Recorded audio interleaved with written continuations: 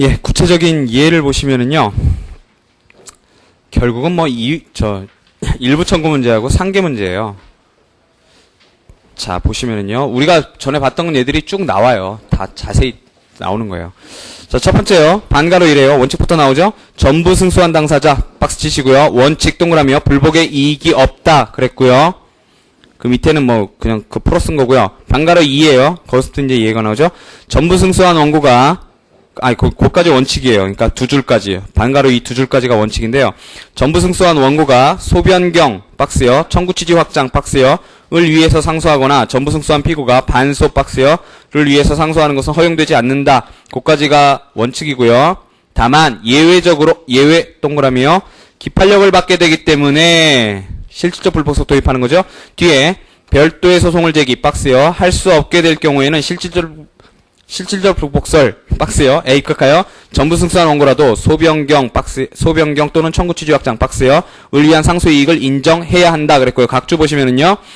전부 승소의 판결에 대해서는 상소가 허용되지 않는 것이 원칙이나 하나의 소송물에 관하여 형식상 전부 승소한 당사자의 상소 이익의 부정은 절대적인 것이라고 할 수도 없고, 원고가 재산상 손해에 대해서는 형식상 전부 승소했지만 위자료에 대해서는 일부 패소하고, 이에 대해 원고가 원고 패소 부분에 불복하는 형식으로 항소를 제기하여 사건 전부가 확정이 차단되고 소송물 전부가 항소심에 계속되게 된 경우에는 더욱이 불법 행위로 인한 손배에 있어서 재산상 손해와 위자료는 단일한 원인에 근거한 것인데 편의상 이를 별개의 소송물로 분류하고 있는 것에 지나지 아니한 것이므로 이를 실질적으로 파악하여 항소심에서 위자료는 물론이고 재산상 전부 승소한 재산상 손해에 관해서도 청구 확장을 허용하는 것이 상당하다. 이거 앞에서 보셨었죠?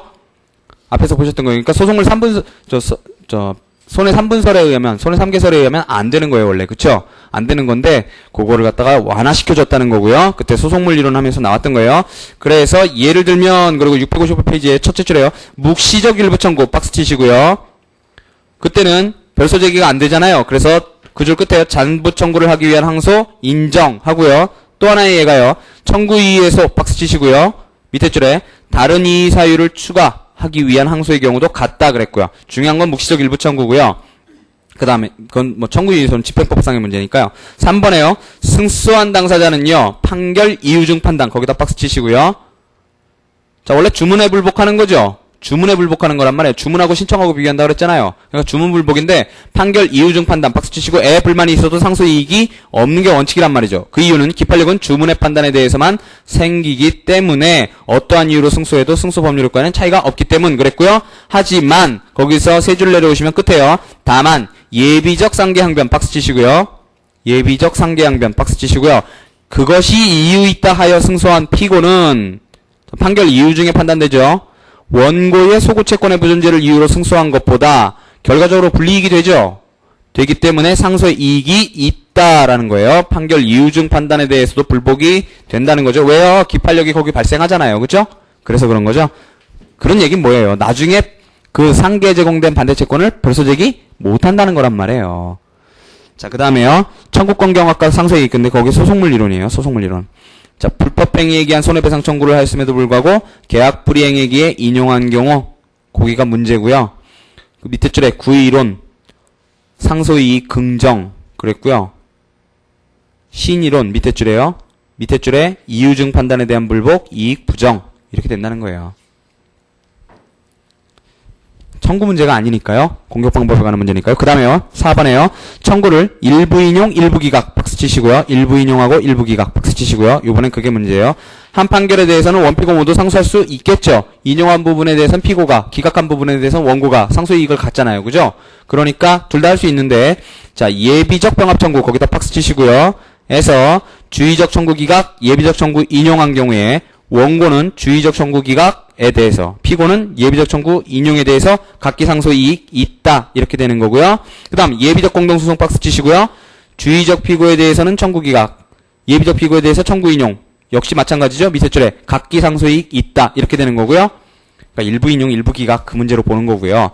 그 다음에 각주를 보시면은요. 안 보고 넘어갔던 게 각주 2번에요. 소유권 이전 등기를 매매를 원인으로 청구한 데 대해서 양도담보 약정으로 인용한 데 대해서 상소이익 긍정. 소송물이 다르죠? 그 다음 3번에요. 피고의 동시이행 항변이 없었음에도 이를 한 것임을 전제로 한 서로 주고받는 상환이행 판결은 서로 피고에게 이익이 되므로 이를 피고가 불복할 수 없다 그랬어요. 자, 그래서 그거 일부 인용, 일부 기각에 대해서 나온 판례고요. 고기만 주의를 하시고요. 자, 소각합 판결이요. 5번에 소각합 판결 박스 치시고요. 자, 소각합 판결은요. 원고에겐 일단 불이익하죠. 그죠? 상소할 수 있겠죠. 근데 피고는 어때요? 피고는 지가 소각합 판결 구했으면 불이익할 게 없고요. 청구기각 판결 구했으면 불리하죠. 불리하다고 볼 수 있어요. 왜냐면 본안에 관한 판단 받고 싶으니까요. 왜냐면 소각합 판결 받으면 다시 제소할 수 있잖아요. 그러니까 자, 만일 피고가 그저 끝에 청구기각의 신청을 구한 때에는 그때는 피고에도 불이익이니까 끝에요. 원피고 모두 상소할 수 있다. 이렇게 되는 거고요. 자, 6번에요. 제1심 판결에 대해서 불복하지 않은 당사자는 그에 대한 항소심 판결 박스 치시고요. 2. 1심 판결 박스 치시고요. 보다 불리한 바 없으면 항소심 판결에 상고의 이익 박스 치시고요. 이 없다. 그러니까 원래 신청하고 판결하고 비교하는데 이때는 어때요? 상고 올라가는 거니까 1심 판결하고 항소심 판결하고 판결하고 비교하는 거예요. 그죠? 판결하고 비교하는 거고요. 그래서 상고의 이익이 있는지 없는지 결정하는 거고 그 다음에 상소의 효력이요. 상소의 효력도 다 아시죠? 자, 확정차단효, 2심효 있고 그거 범위가 상소 불가분의 원칙에 의해서 규정이 되는 거잖아요. 원칙이 있고 예외가 있죠. 그죠? 예외 단 하나 했죠. 뭐요? 상소 불가분의 예외 한 가지요. 통공이요. 통공만 예외했어요. 자, 확정차단을 보시면은요. 첫째 줄에 상소가 되게 되면 그에 의해 재판 동그라미요. 확정을 막아 차단되게 되고 상소기간 경과에도 원재판은 확정되지 않는다 그랬고요. 밑에 줄에요. 다만 통상광고 박스 치시고요. 에 있어서만은 확정차단의 효력이 없으므로 밑에 줄에요. 별도의 집행정지 조치를 요한다 그랬어요. 통상광고만은 확정차단효가 없어요. 자, 2심효는요. 뭐예요? 사건이죠.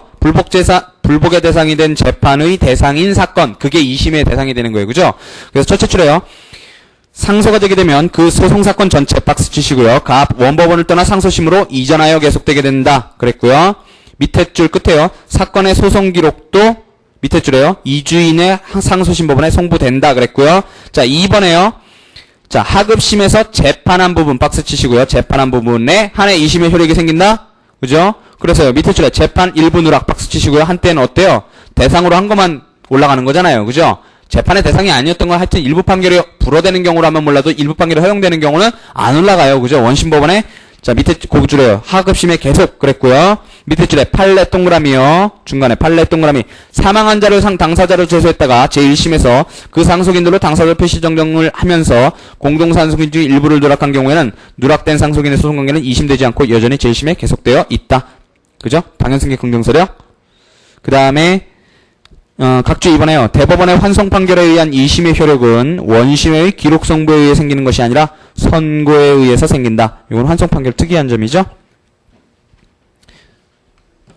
이건 뭐 상소가 있는 게 아니잖아요. 그죠? 환송 판결에 의해서 신급이 넘어가는 거니까요. 자, 그 다음에 그걸 규정하는, 그러니까 확정차단과 2심의 범위를 규정하는 게 바로 상소불가분의 원칙이란 말이죠. 즉, 상소효력의 범위에 대한 원칙이 바로 상소불가분의 원칙이에요. 그래서 첫째 줄 끝에요. 원칙적으로 상소인의 불복 신청의 범위에 관계없이 원판결 전부 박스 치시고요. 에 대해 불가분 발생 박스 치시고요. 한다 그랬어요. 이를 밑에 줄에 상소불가분의 원칙 그랬고요. 밑에 줄에 판결 전부, 확정차단, 사건 전부, 2심 그랬고요. 당연한 얘기죠. 그래서 양가로 1번에요. 양가로 1번의 첫째 패러그래프가 이제 뭐 원칙적인 얘기고요. 그 다음에 이제 밑에가 이제 예외적인 게 나오는 건데요.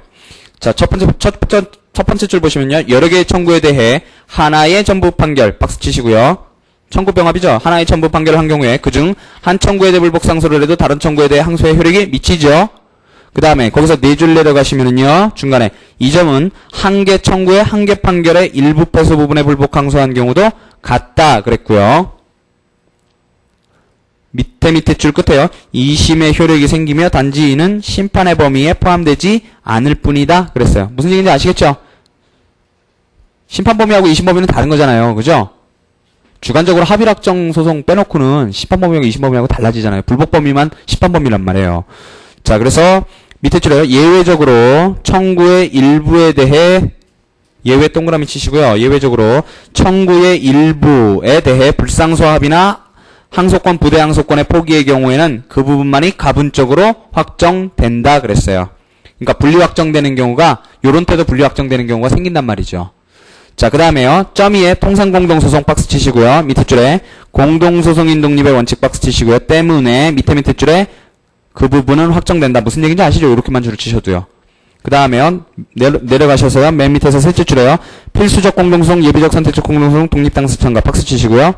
어때요? 밑에 줄에 패소 당사자 중 한 사람이 상소하면 패소한다는 당사자의 수도 상소의 효력이 미침, 심판 대상도 됨. 이렇게 되는 거예요. 그 다음에 양가로 이번에는요. 그게 이제 심판 범위가 나오는 거예요. 앞에 지금 상소 효력의 범위가 나온 거고 심판 범위가 나온 거예요. 원판결 전부에 대해 확정 판단이나 이심된다 하여 전부가 곧 심판의 대상, 심판의 범위 박수 치시고요. 거기 제목이 심판의 범위예요. 포함되는 것은 아니다. 상소심의 심판은 불복 신청의 범위 박수 치시고요. 불복 신청의 범위에 국한함으로 확정차단 2심의 범위와 심판 범위와는 일치하지 않을 수 있다 그랬고요. 세 줄 내려가시면요.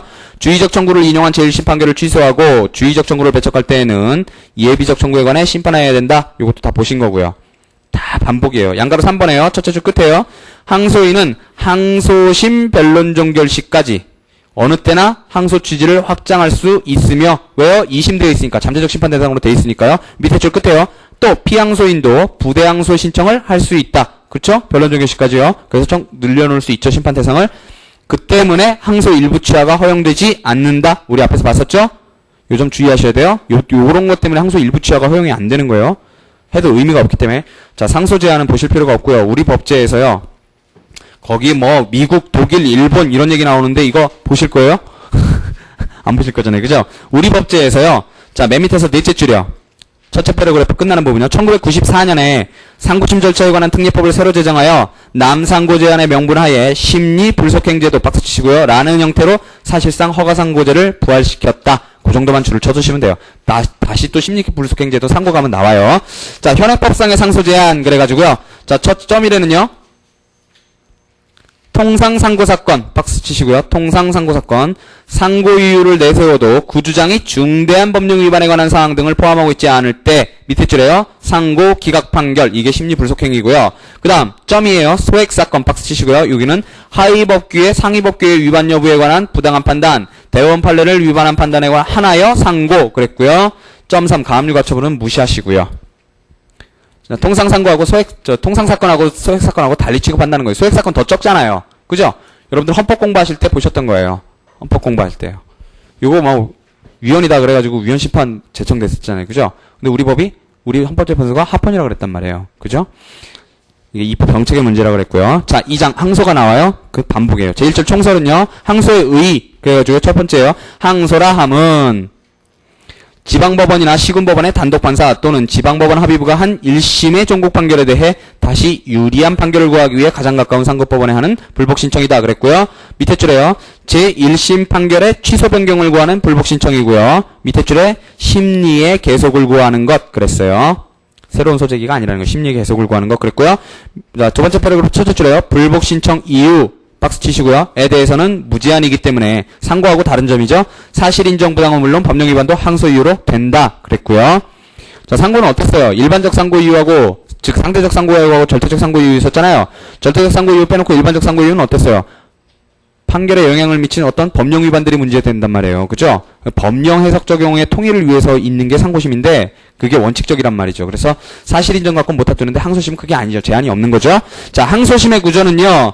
자, 보시면은요. 처음에 나오는 게 복심제죠. 복심제는요. 반복의 준말이에요. 반복심. 그 다음에 사후심제 나오고 속심제가 나오는데 속심제는 계속심이라는 거에 준말인 거예요. 계속한다. 그래서요. 자료를 보시면은요. 제일 핵심은 뭐냐면 항소심의 구조에서요. 자료 38페이지요. 자, 보세요. 복심, 사후심, 계속심 그려놓고 제일 중요한 건 변론의 갱신권이고요. 그 다음에 판단 기초, 심사 판단 대상이 뭐냐, 상소심의 심사 판단 대상이 뭐냐, 요 세 가지예요, 결국은. 자, 변론의 갱신권이라는 건요, 여러분들이 변론의 갱신이라는 말을 들어보셨죠? 언제 들어봤죠? 직접 심리주의에서 변론의 갱신을 들어보셨죠? 뭐예요? 그 전에 변론에 대해서 보고하는 거였죠? 그거하고 다른 거예요, 변론의 갱신권은요. 그걸 주의하세요. 변론의 갱신권은 뭐냐면, 새로운 소송 자료를 제출할 수 있는 당사자의 권리를 변론의 갱신권이라고 그래요. 이게 항소심의 구조를 내지는 상고심의 구조를 어떻게 보느냐에 따라서 가능하기도 하고 불가능하기도 하단 말이죠. 자, 보세요. 자, 복심은요. 변론의 갱신권이 무제한 인정돼요. 왜냐하면 복심은 처음부터 새로 반복하는 거라고 보는 거란 말이에요. 그래서 반복해서 보는 거기 때문에 무제한 인정되고 판단 기초도요. 전부 새로 수집해요. 처음부터. 반복하는 거기 때문에 심사 판단 대상은요. 청구의 당부를 처음부터 새로 판단한다는 거예요. 청구의 당부를요. 그 다음에 4, 5심은 보세요. 변론의 갱신권이 부정돼요. 왜냐하면 맨 끝에 보시면 제1심 판결의 당부를 심사 판단의 대상으로 한다 그랬잖아요. 뭐냐 하면 1심 판결에 제공되었던 소송 자료를 기초로 판단해 봤을 때 1심 법원이 제일 잘 판단했나 못했나 그걸 판단한다는 거예요.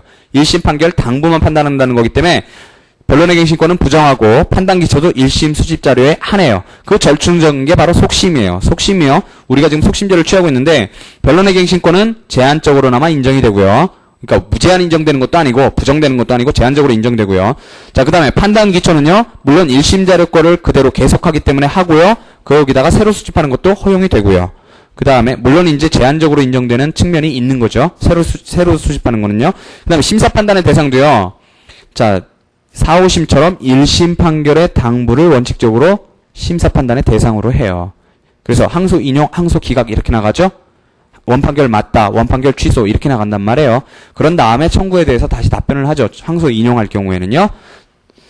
자, 요게 항소심 구조의 핵심이고요. 자, 복심제부터 보시면은요. 첫째 줄에 제1심 소송자료와 관계없이 독자적으로 소송자료를 수집하고요. 밑에 줄에 다시 한번 심판을 되풀이 그랬고요. 밑에 줄에 항소심에서 새로운 소송자료를 제출할 수 있는 것을 변론의 갱신권 박스요. 복심제에 있어서는 이러한 변론의 갱신권을 무제한하게 인정한다 그랬고요. 넘어가시고요. 4, 5심제에서는요. 첫째 줄에 원칙적으로 새로운 소송자료의 제출을 제한 그랬고요. 제1심에서 제출된 소송자료만 기초로 제1심 판결의 내용에 당부를 재심사. 그죠? 두 가지 점이 나오죠? 세 가지 점이 다 나오죠. 그 다음에요. 속심제를 보세요. 우린 지금 속심제 취하고 있는데요. 자, 복심제와 사후심제의 중간 형태 그랬고요. 제1심에서 수집한 소송자료를 기초로 하여 심리를 속행하되 새로운 소송자료를 보태어 제1심 판결의 당부를 재심사 그랬어요. 그래서 그 줄 끝에요. 제1심에서의 소송자료를 기초로 해서 제1심 판결의 당부를 심사하는 점에서는 사후심적이지만 새로운 자료를 보태서 사건의 심리를 하는 점에서는 속심적이다. 복심적이다. 이해되시죠? 자, 밑에 패러그래프 첫째 줄에요. 일단 종결했던 변론을 재개하여 속행하는 것. 그거라는 거고요. 밑에 줄에 제1심에 있어서의 소송행위는 당연히 효력이 유지되고요. 그 다음 밑에 줄에요. 당사자는 제1심에서 제출하지 않은 공격방어 방법을 제출할 수 있는 변론의 갱신권이 인정됐어요. 그까지가 그렇고요. 그 다음에 그 다음 패러그래프 첫째 줄에요. 갱신권의 적절한 제약이 필요 그랬어요. 속심구조에 할 때 갱신권의 적절한 제약이 필요하다 그랬고요. 구법 심법 나오고요. 다섯 줄 내려가시면은요. 끝에 밑에서 셋째 줄에요. 변론 준비기를 거친 경우에 실권유가 생기는 것이고 실권유는 항소심에서도 미친다 그랬어요. 그때요. 그러니까 실권유 때문에 항소심에서 1심에서 제출하지 않았던 공방의 제출, 즉 변론의 갱신권이 제약받게 될 사건이 크게 늘어난다. 요런 제한이 주어진다라는 거예요. 속심을 취하지만요. 자, 그 다음에 항소 요건이 나오죠? 아까 상소 요건에서 보셨던 거예요. 둘째 줄 끝에요. 항소 요건 가운데 어느 하나가 흠이 있을 때는 뭐 한다고요? 항소 각하한다고요. 항소를 무조건 각하했고요. 자, 밑에 줄에요. 대 나오죠? 당. 그 다음에 항소 기간, 기. 그 다음에 새로 나오는 게 .3이에요. 항소에 당사자 적격이 있을 것. 그것만 줄을 쳐두시면 되고요. 그 다음 항소에 이 동그라미요. 그 다음에 항소인이 항소권을 포. 그 다음에 당사자 간의 불항소의 합 동그라미요. 자, 이기대방 합포에다가 항소에 당사자 적격이 있을 것 이것만 추가되죠. 그래서 항소에 당사자 적격만 본다 이렇게 마지막 줄에 돼 있고요. 항소에 당사자를 봤더니요. 자, 넷째 줄에요. 첫째 줄에는 제1심 원피고가 항소인 피항소인으로 된다 이런 건 다 필요 없잖아요. 그죠? 넷째 줄에 필공 독당참 예성공동소송의 경우에는 변론 통상공동소송의 경우에는 그 1인이 항소하거나 당해도 다른 공동소송인은 항소인 피항소인으로 되지 않는다 그랬어요. 공동소송인 독립의 원칙이죠. 밑에 줄에요. 보조 참가인은 밑에 줄에요. 스스로 항소할 수는 있지만 당사자가 아니기 때문에 항소인은 되지 않는다 그랬죠. 자, 밑에 줄에요. 수개할 자가 항소를 함과 동시에 항소법원에 수개 신청을 한 때에도 적법한 항소로 취급된다. 요 정도 다 앞에서 봤던 거잖아요. 그죠? 자, 그 다음에 항소의 제기가 나오죠? 항소 제기의 방식 그래갖고 항소장 제출해라 그러는데 첫째 줄에요.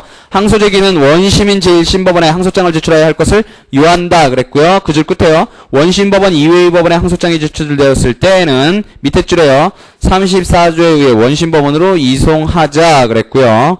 이송할 것이다 그랬고요. 이송에 동그라미 쳐놓으시고요. 밑에는 보시지 마시고요. 항소장 기재사항은요. 첫째 줄에 항소장에는 397조 이항 그대로예요.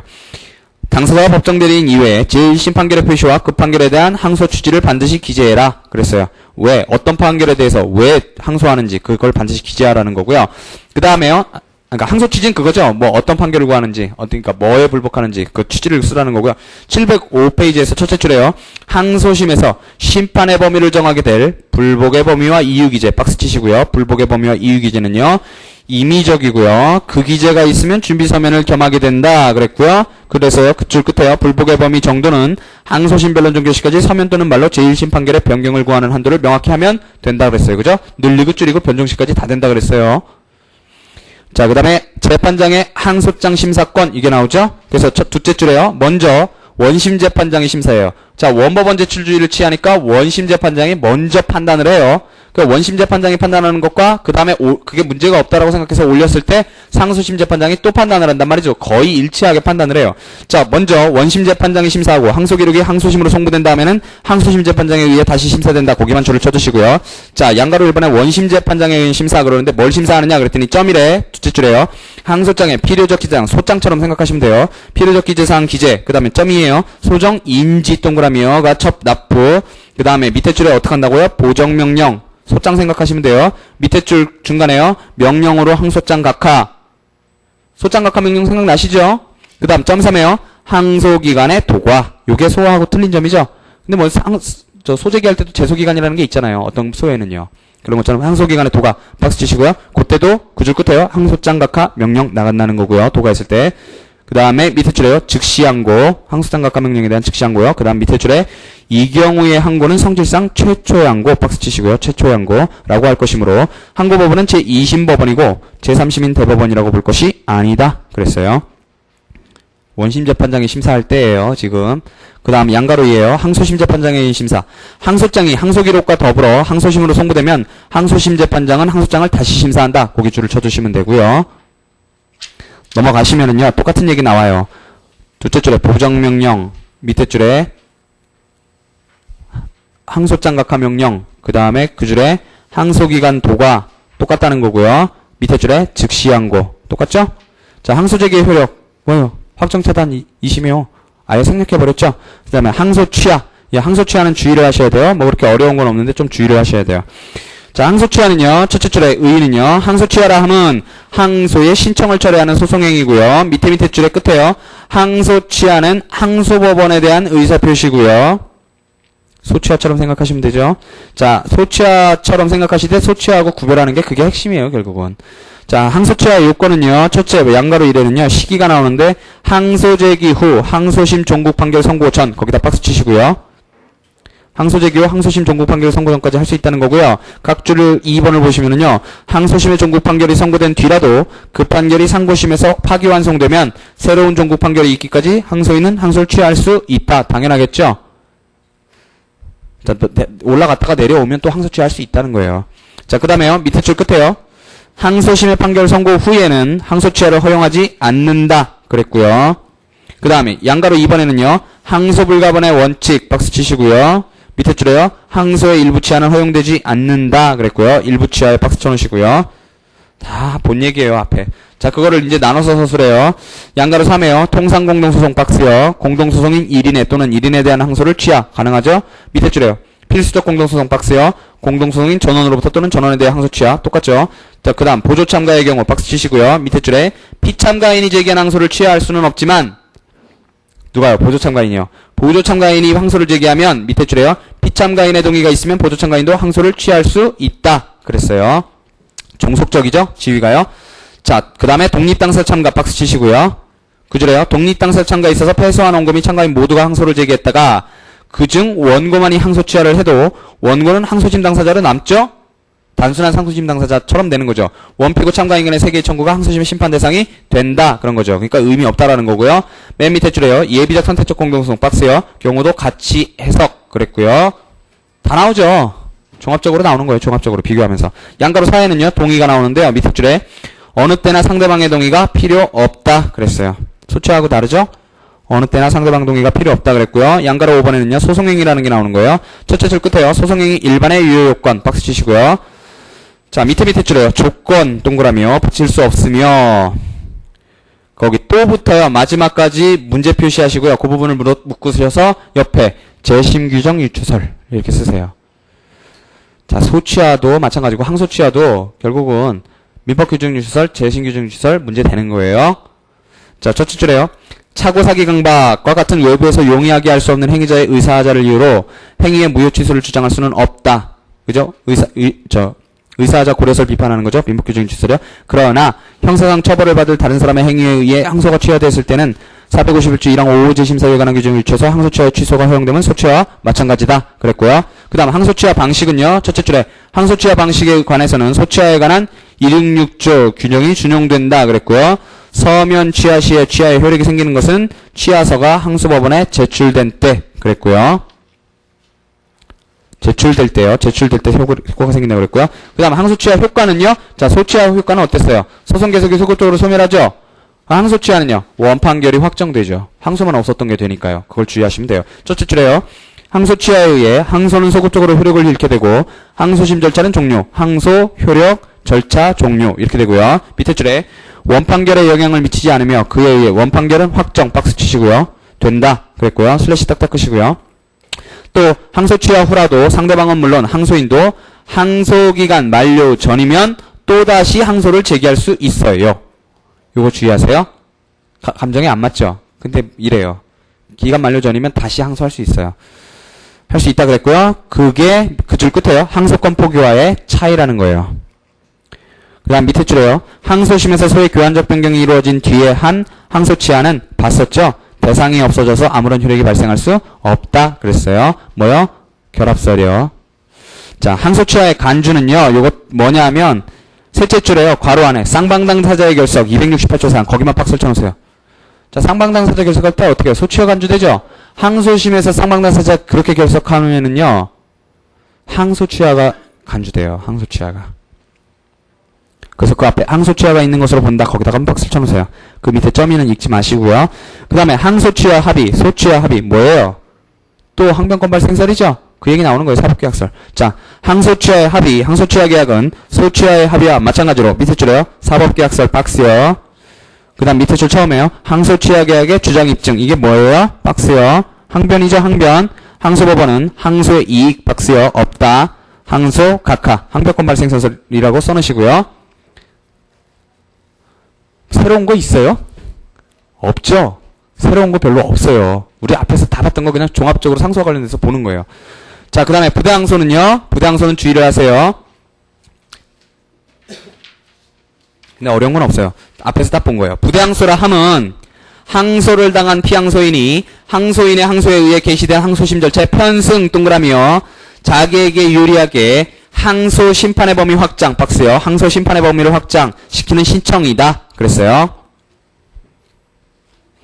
자, 1심 판결에서 1000만원 청구에 대해서 500만원 인용이 났다. 그랬을 때 그게 500만원에 대해서 피고가 불복을 했다.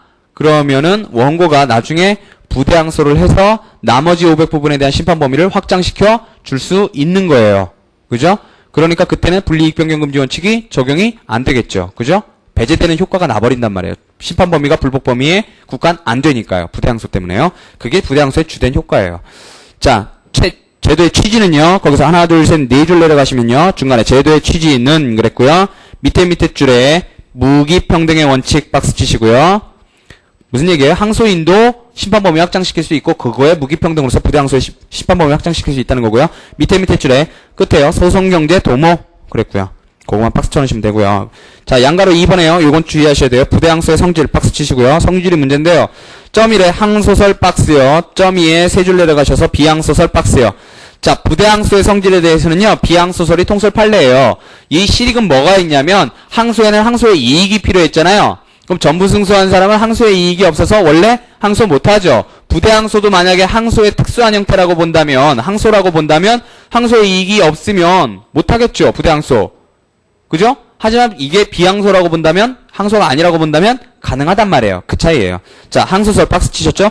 부대항소도 항소라고 보아 항소의 이익 박스요. 없으면 부적법. 제1심에서 전부 승소한 당사자가 항소심에서 청구 확장 변경 반소 제기를 위해 하는 부대항소는 허용될 수 없다 그랬고요. 비항소설 박스요. 부대항소는 공격적 신청 내지 특수한 구제 방법이고 항소가 아니다. 항소의 이익 박스요. 필요로 하지 아니하며 제1심에서 전부 승소한 피항소인이 청구 확장 변경 반소 제기를 위해서 부대 항소 할 수 있다. 그런 거예요. 전부 승소에도 할 수 있어요. 부대 항소요. 청구 취지 확장할 수 있어요. 하지만 나중에 그것 때문에 항소를 만약에 항소인이 항소 취하해버리면 부대 항소도 소급적으로 싸그리 없어져 버려요. 그게 부대 항소의 은혜적인 종속적인 시혜적인 특징이에요. 그게. 자, 밑에 줄에요. 밑에 줄에 통설 판례인 비항소설 거기다가 박스 치시고요. 통설 판례예요. 자, 요건은요. 첫째 줄에 주된 항소가 적법 계속 그랬고요. 밑에 줄에 피항소인이 항소인 상대 그랬고요. 당사자가 누구냐? 그런 거고요. 그 다음에 밑에 줄에 당사자 양쪽이 모두 주된 항소를 제기한 경우에는 그 한쪽은 상대방의 항소에 부대 항소를 할 수 없다 그랬고요. 슬래시 딱 닦으시고요. 자, 통상공동소송 박스 치시고요. 무슨 얘기냐면 항소인 갑이 공동소송인 ABC 중 한 사람인 A에 대해서만 항소한 때 피항소인이 아닌 다른 공동소송인 B씨는 부대항소 제기할 수 없다. 왜요? 분리 확정돼버렸잖아요. 지는 심판 대상이 아니란 말이에요. 그죠? 2심도 안 됐고요. 그 다음에요. 그거는 왜 그러냐 그랬더니 맨 밑에서 두째 줄에요. 공동소송인 독립의 원칙 박스요. 밑에 줄에 분리 확정 박스요. 되어 끝났기 때문 그랬고요. 그거만 줄을 치시면 돼요. 자, 3번은요. 항소심 변론 종결 전 그랬고요. 4번은요. 항소권 포기나 항소기간 도가로 소멸된 경우에도요.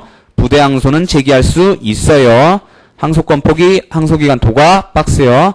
왜요? 항소가 아니니까요. 자, 방식은요. 첫째 줄에 항소에 관한 규정에 의한다. 그랬고요. 그래서 첫째 줄에 부대 항소장 서면 제출. 밑에 줄에요. 항소장에 준하는 인지. 그쵸? 그 다음 밑에 줄에요. 끝에요. 전부 승소한 당사자는 거기 주의하세요. 전부 승소한 당사자는 독립의 항소는 허용되지 않으나 상대방이 항소 제기한 경우에 소변경 반소 제기를 위한 부대 항소를 제기할 수 있으며 지금까지 봐온 거죠. 이때에 부대 항소장의 제출을 하지 않고 청구 취지 확장서 반소장을 제출해도 된다. 그렇게 해도 상대방에게 불리하게 되는 한도, 즉 심판 범위가 확장되는 한도에서는 부대 항소를 한 것으로 본다. 그랬어요. 이름에 구애받지 않는다. 그런 거예요. 자, 밑에 줄에요. 부대 항소도 취하할 수 있다. 그랬고요. 거기만 줄을 쳐두시면 되고요. 효력은요.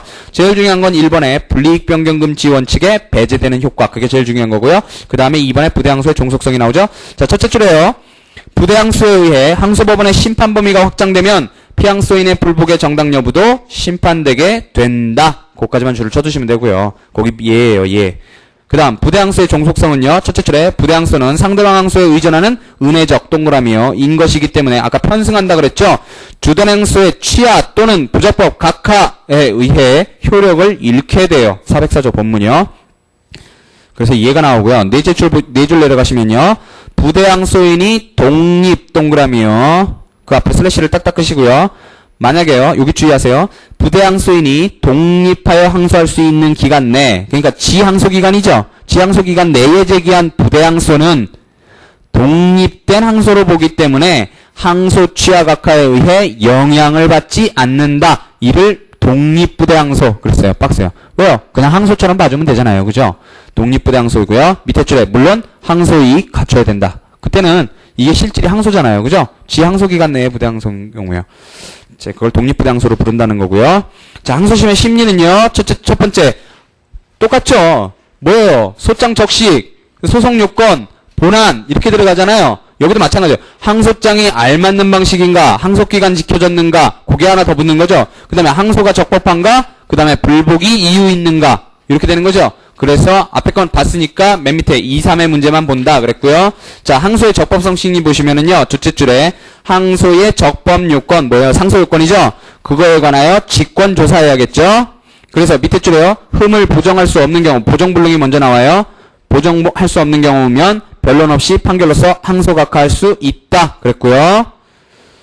자, 그게 뭐냐면 예를 들어서 불항소 합의, 그 다음 그 줄에 항소이익 없는 경우, 밑에 줄에 판결 선고 전 제기한 항소, 대상적격이죠. 사망자 상대의 판결에 대한 항소. 그래서 다 이기대방 합포 그거 문제 있을 때 항소 각하할 수 있다는 거고요. 밑에 줄에요. 그다음에 이제 보정 가능한 경우죠. 대리권 소멸 후에 제기한 항소 등은 추인의 여지가 있죠. 그래서 보정할 수 없는 경우에 해당되지 않으며 이른 변론을 열어서 추인하는지 보정하는지 보자 그런 거고요. 그다음 이제 본안심리 들어가요. 본안심리 들어가면요. 총설에서 둘째 줄에요. 항소심 심리는 제1심 소송 절차에 준하여 변론준비 절차와 변론을 열어 행한다. 자, 항소심에서도 변론준비 절차 열어요. 주의하세요. 세 줄 내려가시면요. 그 변론에서는 항소인은 먼저 제1심 판결의 변경을 구하는 한도, 즉 불복의 범위를 명확히 진술할 것을 요한다. 처음에 원고 뭐예요? 맨 처음에 본안에 신청하잖아요. 그거하고 똑같죠? 항소인도 똑같이 불복 범위를 진술을 하라는 거고요. 이에 대해서 반대 신청해야겠죠. 피항소인은 항소각하 기각의 신청할 수 있고 부대항소도 신청할 수 있고요. 이렇게 여러 가지 방법이 있고요. 그 다음에 변론의 범위는요. 항소 심판의 대상 그랬어요. 뭐예요? 불이익 변경 금지 원칙 얘기하려는 거죠. 자, 항소심에서의 변론은요. 항소심에서의 변론은 항소인이 제1심 판결의 변경을 청구하는 한도, 즉 불복 신청의 한도에서 행하며 그 불복 신청의 한도 내에서 항소심의 판결도 행한다. 그래서 첫째는 첫 번째 변론 동그라미, 둘째 줄 끝에 판결 동그라미요. 자, 변론도 불복 범위, 판결도 불복 범위 그거예요. 자, 그래서 그거 뭐예요? 밑에 줄에 처분권주의예요. 자, 양가로 1번에요. 이제 불복 범위에 관한 얘기를 하는 거예요. 항소심이 심판의 범위를 제약하는 것이 불복의 범위 박스 치시고요. 밑에 줄에요. 불복 범위가 불분명하면 성명권 그랬고요. 행사하라는 거죠. 밑에 줄에요. 불복 범위는 항소심 변론 종결시까지 변경 그랬죠. 할 수 있으며 피항소인도 부대항소에 의해서 불복 범위를 확장시킬 수 있다. 다 앞에서 본 얘기고요. 2번에는요. 2심 범위와의 관계가 나오는 거예요. 원칙적으로 제1심 판결 난 것 가운데 불복하지 않은 것은 항소심판의 대상이 안 되죠. 그죠? 그래서 밑에 줄에요. 주의적 청구 기각, 예비적 청구 인용 이거 주의하시라 그랬죠. 판결에 피고가 자기 패소의 예비적 청구 부분에 항소한 경우에 그죠? 밑에 줄 끝에요. 2심의 범위는 심판의 범위가 되지는 않는다. 그랬어요. 그건 제목만 줄을 쳐서 아시잖아요. 그죠? 그 다음에 불복 범위에 속하지 않는 청구에 대해서 판결했다면 이것은 무의미한 판결이며 이에 대해 상고했다 하여도 상고심의 심사 대상 되지 않는다. 심판 대상 아니었으니까요. 자, 양가로 3번은 재판누락 얘기 나오는 거예요. 자, 원칙적으로요. 제1심 판결로 심판하지 않고 원칙 동그라미요. 누락 동그라미요. 한 청구 부분은 2심이 되지 않으므로 또한 항소심의 심판 대상이 되지 않는다. 뭐의 대상이요? 추가 판결의 대상 그랬고요. 그 줄 끝에요. 다만 제1심 판결에서 주의적 청구를 인용함으로써 예비적 청구를 심판하지 않은 경우에 예비적 청구도 항소심으로 이심되어 심판의 대상이 되는가? 긍정했죠? 긍정한다 그랬어요. 마치 불이익 변경 금지 원칙이 적용 안 되는 모양이라 그랬어요. 그죠? 근데 조건적으로 결부되어 있기 때문에 그렇다 그랬죠? 그래서 제가 정지 조건 얘기까지 했었어요. 자, 4번에요. 항소심에서도 반소의 제기 단 신급의 이익을 해할 우려가 없거나 상대방 동의가 있는 경우에 하나면 이거 봤었고요. 중간 확인에서 소의 변경 여기까지 객관적 후발적 병합이죠. 소의 일부 취하가 허용되기 때문에 이에 의해 심판의 대상이 확장되거나 축소 그 얘기예요. 심판 대상 확장 축소 되는 경우가 있다 그런 거고요. 넘어가시고요. 가집행 선고는요. 맨 밑에 줄에 406조 1항 406조 2항 거기만 동그라미 쳐놓으시고 넘어가세요. 자, 그 다음에 1심의 속행으로서의 변론 이래가 나오죠? 우리 지금 변론을 보고 있는데요. 자, 변론의 갱신 절차, 변론의 갱신을 밟아야겠죠. 법관이 바뀌었으니까요. 1심 변론의 속행이란 말이죠. 자, 그래서 당사자는 제1심 자료를 항소심에 상정할 필요가 있으며 이를 위해 불복 신청을 하는데 필요한 한도에서 제1심 변론 결과 진술 그랬어요. 이게 변론의 갱신이죠. 갱신 절차라 하며 그랬고요. 넘어가시고요. 두 번째 패러그래프 첫째 줄에요. 제1심 변론 증거조사 그 밖의 소송행위는 항소심에서도 효력이 있다. 아예 법조문으로 409조에 규정이 돼 있어요. 중요한 조문이죠. 409조부터 쭉 중요한 조문 나와요. 409, 410, 411, 412 다 중요한 조문이에요. 403조도 중요하고요. 자, 그래서 효력이 있다 그랬고요. 그래서 밑에 줄에요. 다만 제1심에서 다백간주가 되었어도 자백간주 박스요. 항소심 변론 중기 여시까지 이를 다툰 이상 자백으로서의 구속력이 없다 그랬고 우리 봤었죠? 자, 재관동경착 기억나시죠? 자, 그 다음에 변론의 갱신권이 나오죠? 이번에는 이건 다른 얘기라 그랬어요. 자, 변론의 갱신권과 심법권인데 첫째 줄에요. 당사자는 의의가 나오죠? 항소심 변론 종결시까지 종전 주장을 보충 정정하고 이에 나아가 1심에서 제출하지 않은 새로운 공격방어 방법을 제출 박스 치시고요. 새로운 공격방법을 제출할 수 있다. 밑에 줄에 이를 변론의 갱신권 이렇게 부른다고 그랬고요. 그 밑에는 안 읽으셔도 되고요. 반가로 2번에요. 첫째 줄에 항소심에서의 변론의 갱신권의 적절한 제한은 필요하다는 거죠. 그래서 하나, 둘, 셋, 넷, 다섯, 여섯 줄 내려가시면요. 1심 중심주의 이렇게 나오고요. 거기만 박스 쳐놓으시고요. 자, 밑에 줄에요. 자, 어떻게 제한하느냐. 항소심에서 독자적으로 갱신권을 제한하는 규정은 안 두었어요. 그러면 뭘로 제한하느냐. 시법은 146조에서 적시 제출을 규정하고 147조에서 재정기간 규정을 두었는데 밑에 줄에요. 항소심에서도 적용이 되는 것 그랬어요. 뭐가요? 적시제출주의하고 재정기간 실권효가요. 항소심에서도 적용돼요. 넘어가세요. 그 다음에 넘어가시면은요. 716페이지에요. 첫째 줄에요. 신법 제410조에서 변론 준비 절차는 항소심에서도 그 효력이 있다. 이렇게 규정했단 말이죠. 그러니까 아까 409조가 1심 소송행위, 그 다음에 410조가 제1심 변론 준비 절차의 효력, 그것도 효력 가진다 그랬으니까 변론 준비 기일 종결 후도 효력을 갖겠죠. 그게 중요해요. 자, 두 줄 밑에요. 끝에 제1심 변론 준비 기일까지 내어놓지 못한 주장이나 증거는 예외사항이 있었어요. 제외하고는 항소심에서도 제출할 수 없는 실권적 제재를 받을 사건이 많아지게 됐다. 거기만 줄 주시면 되고요. 국법 얘기 나오는데 다 싸그리 무시하시고요. 자, 그 다음에 항소심의 종국적 재판 나오는데요. 둘째 줄에 항소 또는 부대 항소에 대한 응답은 종국적 재판 하라 그랬어요. 그래서 밑에 줄에요. 항소장 각하, 항소 각하, 항소 기각, 항소 인용 있다는 거고요. 자, 그 줄 끝에 항소장 각하는 재판장의 명령으로, 나머지는 원칙적으로 판결로 행하는 게 원칙이라는 거예요. 왜 원칙이라고 그러냐면 항소 각하 때문에 그래요. 항소 각하 명령을 할 수 있는 때가 있다 그랬는데 그게 우리 144조예요. 대리인 선임 명령 그거 못할 때요. 그쵸? 그때도 역시 마찬가지로 항소 각하 명령할 수 있다는 거고요. 그 다음에 뭐 인용 판결 얘기 나오는데 그건 빼시고요. 항소장 각하부터 보시면은요. 첫째 줄 보세요. 사유가 뭐예요? 방식 위배, 항소 기간도가 항소장 송달 불능까지요. 그거까지 3개요. 그거만 줄쳐두시면 되고요. 그 다음에 항소 각하하는 경우는 요건 음결이 있을 때죠. 첫째 줄에 항소 요건에 흠이 있어 항소가 부적법할 때는 항소법원은 판결 동그라미로서 항소를 각하한다 그랬고요.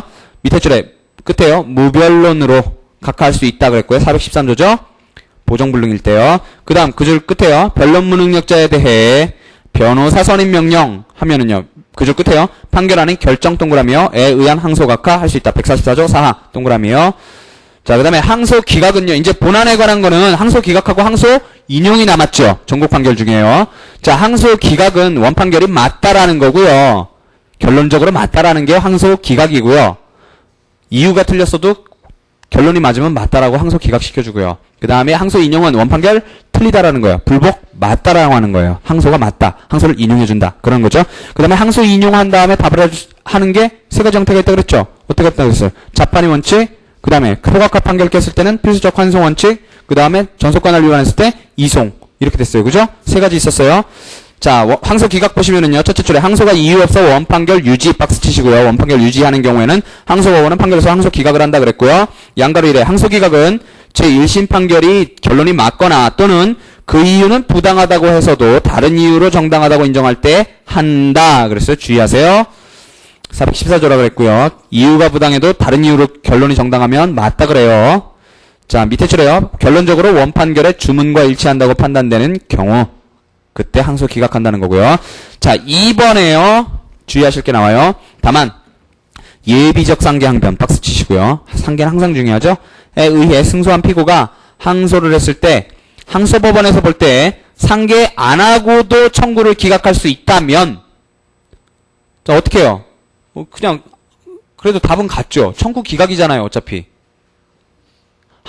상계 때문에 하나 그거 원래 소구 채권 없다고 해서 기각하나 기각은 같죠. 그러면 그냥 항소 기각시켜주나요? 그거 아니라는 거예요. 그걸 주의하세요.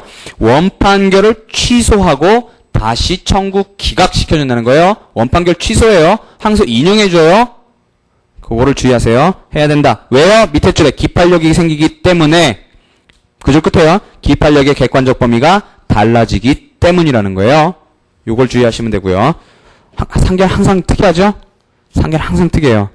다 218조 2항 때문에 그런 거예요. 216조 2항. 항소 인용은요. 첫 번째, 항소 인용은 동호 반복으로 원판결 취소란 말이죠. 첫째 줄에 항소가 이유 있을 때에는 항소법원은 판결로서 원판결을 취소한다 그랬고요. 둘째 줄에 1심 판결을 부당하다고 인정한 때와 1심 판결의 절차가 법률에 어긋날 때 요거 말씀드렸었죠? 판결 절차가 법률에 어긋난다는 게 뭘 뜻하는지 우리 판결 선고할 때 그 선고 과정에 대해서 성립 과정에 대해서 봤었어요. 그쵸? 자, 그래서 넘어가시면은요. 자, 원판결을 취소하고 난 뒤에 소 자체에 대한 응답 박스 치시고요. 의 형태는 3가지가 있어요. 자판, 환송, 이송 이렇게 있고요. 자, 자판은요. 첫째 줄에 항소법원이 스스로 제1심에 가름하여 소에 대해 종국적 해결에 재판하는 경우고요. 그 줄 끝에요. 사실증거 인관계상 자판이 원칙 그랬고요. 밑에 줄에 환송, 이송은 예외적 그랬고요. 이 점이 상고심하고는 다르다는 거고요. 자, 환송은요. 우리 418조 봤었죠? 418조 본문에서 원칙이 소각화 판결 깰 때는 내려보내라 그런 거였고 예외적으로 안 내려보내도 되는 경우가 있었어요. 그죠? 충분히 본안 심리가 됐다거나 당사자 동의가 있었다거나 그랬을 때 그랬다고 그랬는데요. 자, 방가로 1에 원칙이 나오죠? 네 줄이 원칙이에요. 자, 항소법원이 잘못되어 취소할 원판결이 소각과 판결 박수 치시고요. 이면 제1심에서 소에 대한 아무런 본안 심리가 행해지지 않았기 때문에 사건을 원법원으로 환송해야 한다 그랬고요. 그 줄 끝에요. 필수적 환송 그랬고요. 그걸 필수적 환송이라고 해요. 그 다음에 슬래시 딱딱 끄시면요. 다만 418조 단서요. 동그라미 예외의 동그라미요. 제1심에서 본안 판결을 할 수 있을 정도로 본안 심리가 충분히 된 경우 두 번째 당사자 동의가 있는 경우에는 환송치 않고 재판할 수 있게 했다. 418조 그대로 넘겨놓고 있죠. 자, 네 줄 내려가셔서 끝에 보시면은요. 나아가 소각화가 잘못되었다 하여도 본안에서 청구기각이 될 사안이면 필수적 환송 규정의 적용을 배제시키고 항소를 기각해야 한다 이랬어요. 자, 요 부분 줄을 쳐두시고요. 요 부분은 좀 이따가 불이익 변경 금지 원칙에서 보실 거예요. 뭐냐면 1심에서 소각화를 했고요. 소각화를 했는데 소각화 판결 잘못됐어요. 그럼 환송시켜줘야겠죠. 근데 보니까 원래 청구가 아예 이유가 없어서 청구라 자체를 기각시킬 사안이에요. 그러면 소각화보다 청구 기각이 불리하죠. 그러면 그거 소각화 판결 잘못했다고 항소했는데 원고가 그 청구 기각 시켜주면 불이익 변경 금지 원칙에 반할 수 있겠죠. 그러자니 그러면 항소 기각을 시켜줘야 되나? 이걸 돌려 내려보내야 되나? 아니면은 원판결을 취소해야 되나? 어떻게 해야 되나가 이게 문제가 돼요. 청구 기각을 시켜줄 것인가? 이게 문제가 되고 이게 불이익 변경 금지 원칙에서 이제 문제가 되고요. 그걸 지금 미리 문제를 던져 놓으신 거예요. 그 다음 그 줄 끝에요. 환송 판결에 대해 그 줄 끝에요. 종국 판결임을 전제로 상고할 수 있는 것으로 변경했다 그랬고요. 자, 719페이지 반가로 3 보시면은요. 환송받은 제1심 법원이 다시 심판할 경우에는요. 항소법원이 취소의 이유로 한 법률상 사실상 판단 박스 치시고요. 에 기속된다. 이게 상고법원의 환송 판결의 기속력하고 똑같다는 거죠. 환송 판결의 기속력 박스 치시고요. 나중에 이제 상고심에서 주되게 다뤄요. 근데 항소심에서도 있어요. 그 기속력이요. 자, 그 다음 이송은요. 전속관할 위반 박스 치시고요. 을 이유로 원판결을 취소하는 때 그랬고요. 밑에 줄에 직접 관할 1심 법원으로 이송 그랬고요. 상고심에서 이송이죠. 그 줄 끝에요. 죄송합니다. 임의 관할을 어긴 경우는 원판결 취소 사유로 되지 않는다. 411조 하자 치유된다 그랬죠. 신급 종료와 함께요. 자, 불이익 변경 금지 원칙은요. 이게 조금 주의하셔야 돼요. 자, 불이익 변경 금지 원칙에 뭐 어려울 건 없어요. 어려울 건 없는데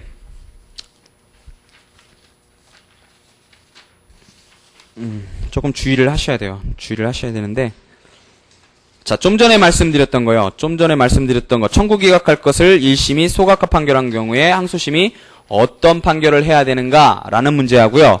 그 다음에 이게 우리 불이익 변경 금지 원칙이 적용 배제되는 여러 가지 것들이 병렬적으로 쭉 나오는데 그거를 외우셔야 된단 알고 계셔야 된단 말이에요. 근데 그걸 알고 계시는데 그게 어려울 건 없어요. 자, 우선 첫 번째 문제는요. 자, 불변금은 이익 불이익을 불문하고 불복 범위의 심판 대상이 한정된다라는 거죠. 처분권주의 때문에요. 자, 여러분들 415조를 보세요. 415조 보시면요. 항소를 받아들이는 범위 그래갖고 제1심 판결은 그 불복의 한도 안에서 바꿀 수 있다. 다만 상계에 관한 주장을 인정한 때에는 그러하지 아니하다. 그랬어요. 자, 그랬는데 자, 청구 기각할 사안을요. 요거는 찍었어요. 내년 시험 문제로요. 항소 청구 기각할 사안을 1심이 소각화 판결한 경우 항소심이 어떤 판결을 해야 되는가? 즉 원칙 적법한 경우로 하는 거죠. 소가 적법한 경우였다라는 거예요. 하지만 청구 기각할 사안이었다라는 거죠. 그때 어떻게 항소심이 재판을 해야 되는가? 그런데 자, 우리 본안에 관한 항소심의 판단과 정확히 일치해서 견해 대립이 있어요. 자, 우리 판례는요. 이거 청구 기각시키면 불이익 변경 금지 원칙에 반한다라고 보기 때문에 그냥 항소가 최소한이니까 항소 기각하는 게 최소한이니까 항소 기각해주고 말아요. 그냥. 그러니까 소각화 판결 확정시켜주고 말아요. 그냥. 왜냐면 본안에 관해서 청구 기각시켜주면 더 불이익하니까. 그게 항소 기각설이에요. 그리고 근거는 불이익 변경 금지 원칙 때문이고요. 하지만 문제점은 잘못된 소각화 판결이 확정된다는 데 문제가 있죠. 요게 문제고요. 그 다음에 자, 자판하자고 하는 견해, 환송하자고 하는 견해, 그 다음에 절충 이렇게 있어요. 자, 자판하자는 견해가 이름하여 당연히 청구 기각할 사안이니까요. 청구 기각설이죠. 청구기각해도 괜찮다 이렇게 보시는 거고요. 강정호 교수님이 주장하시고요. 소송경제에 합치하고 불이익변경금지 원칙에 반하지도 않는다. 이렇게 좀 이따 보시고요. 그 다음에 요 문제점은 그 불이익변경금지의 원칙에 반하지 않는다 그러는데 불변금에 반하죠. 왜 불이익변경금지 원칙에 반하지 않고 소송경제가 합당하다 그러냐면 깨서 내려보내면 어떡할 거냐는 거예요. 깨서 내려보내면. 그러니까 항소 기각해버리면 어차피 그 적법하니까 다시 별소로 제기하겠죠. 다시 신소 제기할 거 아니에요. 그 다음에 내려보내면 어떻게 해요? 환송하면. 환송해도 어차피 청구기각 날 거 아니에요. 청구기각 살 때 사안이니까요. 적법하긴 하지만요. 그러니까 그냥 소송경제상 바로 그냥 청구기각 시켜버리자. 이게 청구기각설이고요. 그 다음에 필수적 환송설 요게 있어요. 내려보내자. 원칙대로 돌아가서 418조 본문에 따라서 내려보내자는 거예요. 이게 박우동이라는 분이고요. 그 다음에 요게 논거는 418조 본문에 신급의 이익이 논거고요. 왜? 항소심에서 본안 판단하지 마라. 그런 거고요. 자, 그 다음에 요거는 소송경제에 반한다는 문제점이 있겠죠? 내려보내서 다시 청구기각 시켜주는 거니까요. 그 다음에 이제 이시훈 선생님은 절충설이라고 이제 스스로를 표현하세요. 그래서 절충설은 이시훈 선생님이신데요. 뭐냐면 418조대로 가자는 거예요. 418조 본문에 맞으면 환송하고 만약에 418조 단서에 맞게 본안심리가 됐다든가 동의가 있으면 그때는 자판해서 청구 기각하자 이렇게 가는 거예요.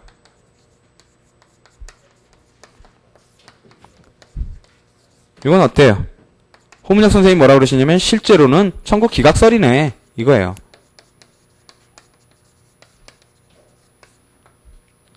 요거고요. 요거를 꼭 알고 계세요. 꼭 알고 계시고. 자, 두 번째요. 두 번째 이제 불이익변경금지 원칙이 배제되는 경우가 여러분들 책에 쫙 나와요. 예외 그래가지고 721페이지에 1에서부터 22페이지에 6까지 쭈르르륵 나오거든요. 쭈르륵 나오는데 이거를 체계적으로 알고 계시면 돼요. 체계적으로.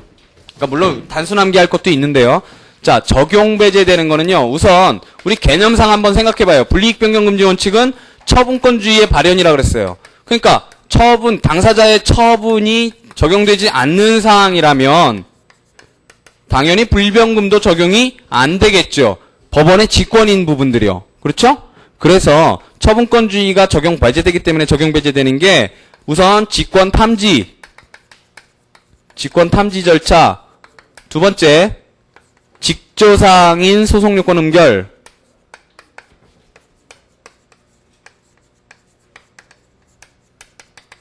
그 다음에 소각화 시켜줄 수 있다는 거죠.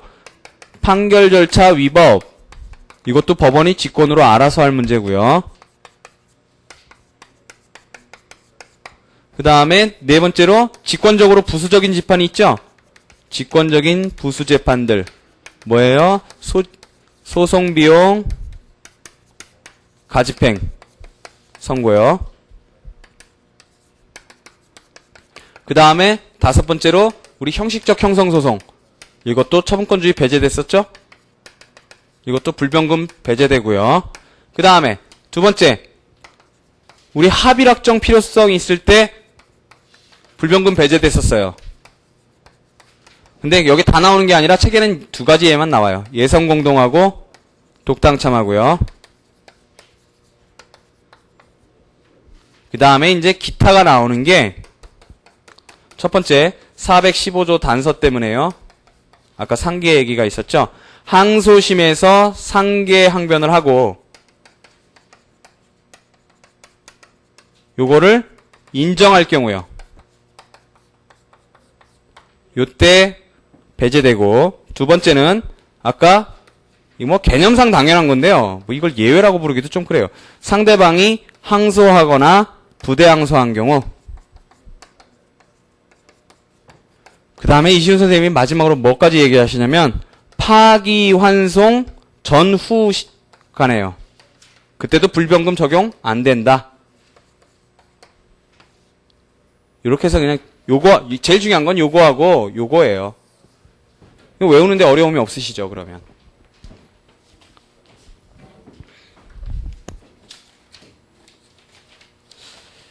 자, 보세요. 불이익변경금지 원칙은 주의를 하셔야 돼요.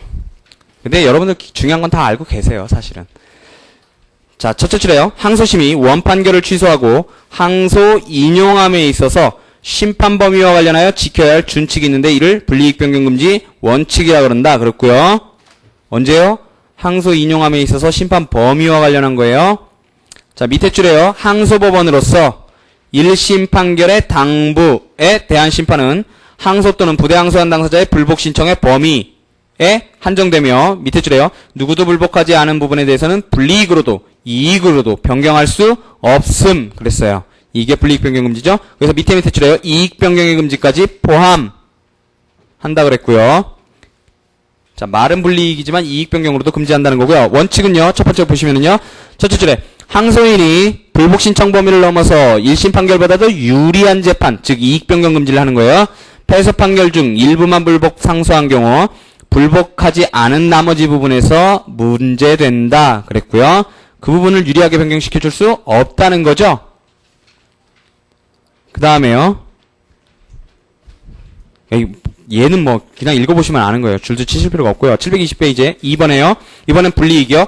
상대방으로부터 항소부대 항소가 없는 한 불복하는 항소인에게 제1심 판결보다도 더 불리하게 변경할 수 없다. 불이익변경금지 최악의 경우에 항소 기각되는 위험뿐이다. 그래서 아무리 심해도 아무리 최악의 경우라도 니에게 틀리다. 이러고서 원판결 맞다 그러고 그냥 돌려보내는 정도, 그 정도로밖에 할 수 없다는 거예요. 최악의 경우도. 그거를 알고 계시고요. 자, 나, 이렇게 다 이렇게 나오는데요. 보시면, 가는요, 청구를 일부 기각, 박스 치시고요. 거기에 대해서 원고만이 항소한 경우, 항소법원이 청구 전부가 이유 없는 것으로 판단되어도 항소 기각할 수밖에 없겠죠. 최악의 경우에 기왕의 원고 승소 부분까지 취소해서 원고 청구를 전부를 기각할 수는 없다. 그렇고요. 밑에 세 줄 내려가시면요. 반대로 일부 기각의 판결에 대해 피고만이 항소한 경우 항소법원이 피고의 패소 부분을 넘어서 피고에게 불리한 판결을 할 수 없는 것이다. 별 얘기 없죠? 둘 다 마찬가지라는 거고요. 나번요. 나번에 이게 나오는 거예요. 요 얘기가. 자, 소가 부적법하다고 하여 소각화를 한 제1심 판결에 문제가 세 줄까지 나와요. 1심 판결에 대해 원고로부터 항소가 된 경우에 항소법원이 소 자체는 적법하지만 어차피 본안에서 이유 없어 청구 기각될 사안이라고 보여줄 때 취할 조치가 문제이다. 그랬고요. 거기까지가 문제고요. 첫 번째 나오는 게 항소 기각설이 나와요. 우리 판례요. 자, 소각화 판결보다도 청구 기각 판결을 하는 것이 항소인이 원고에게 더 불리하기 때문에 불이익변경금지 원칙에 의해서 1심 판결을 취소하고 청구 기각 판결을 하는 것은 허용할 수 없다. 뭐요? 불변금 때문에요. 판례는 이때 항소 기각할 수밖에 없다. 최악의 경우밖에 못한다라는 거예요. 지금 항소 기각할 수밖에 없다.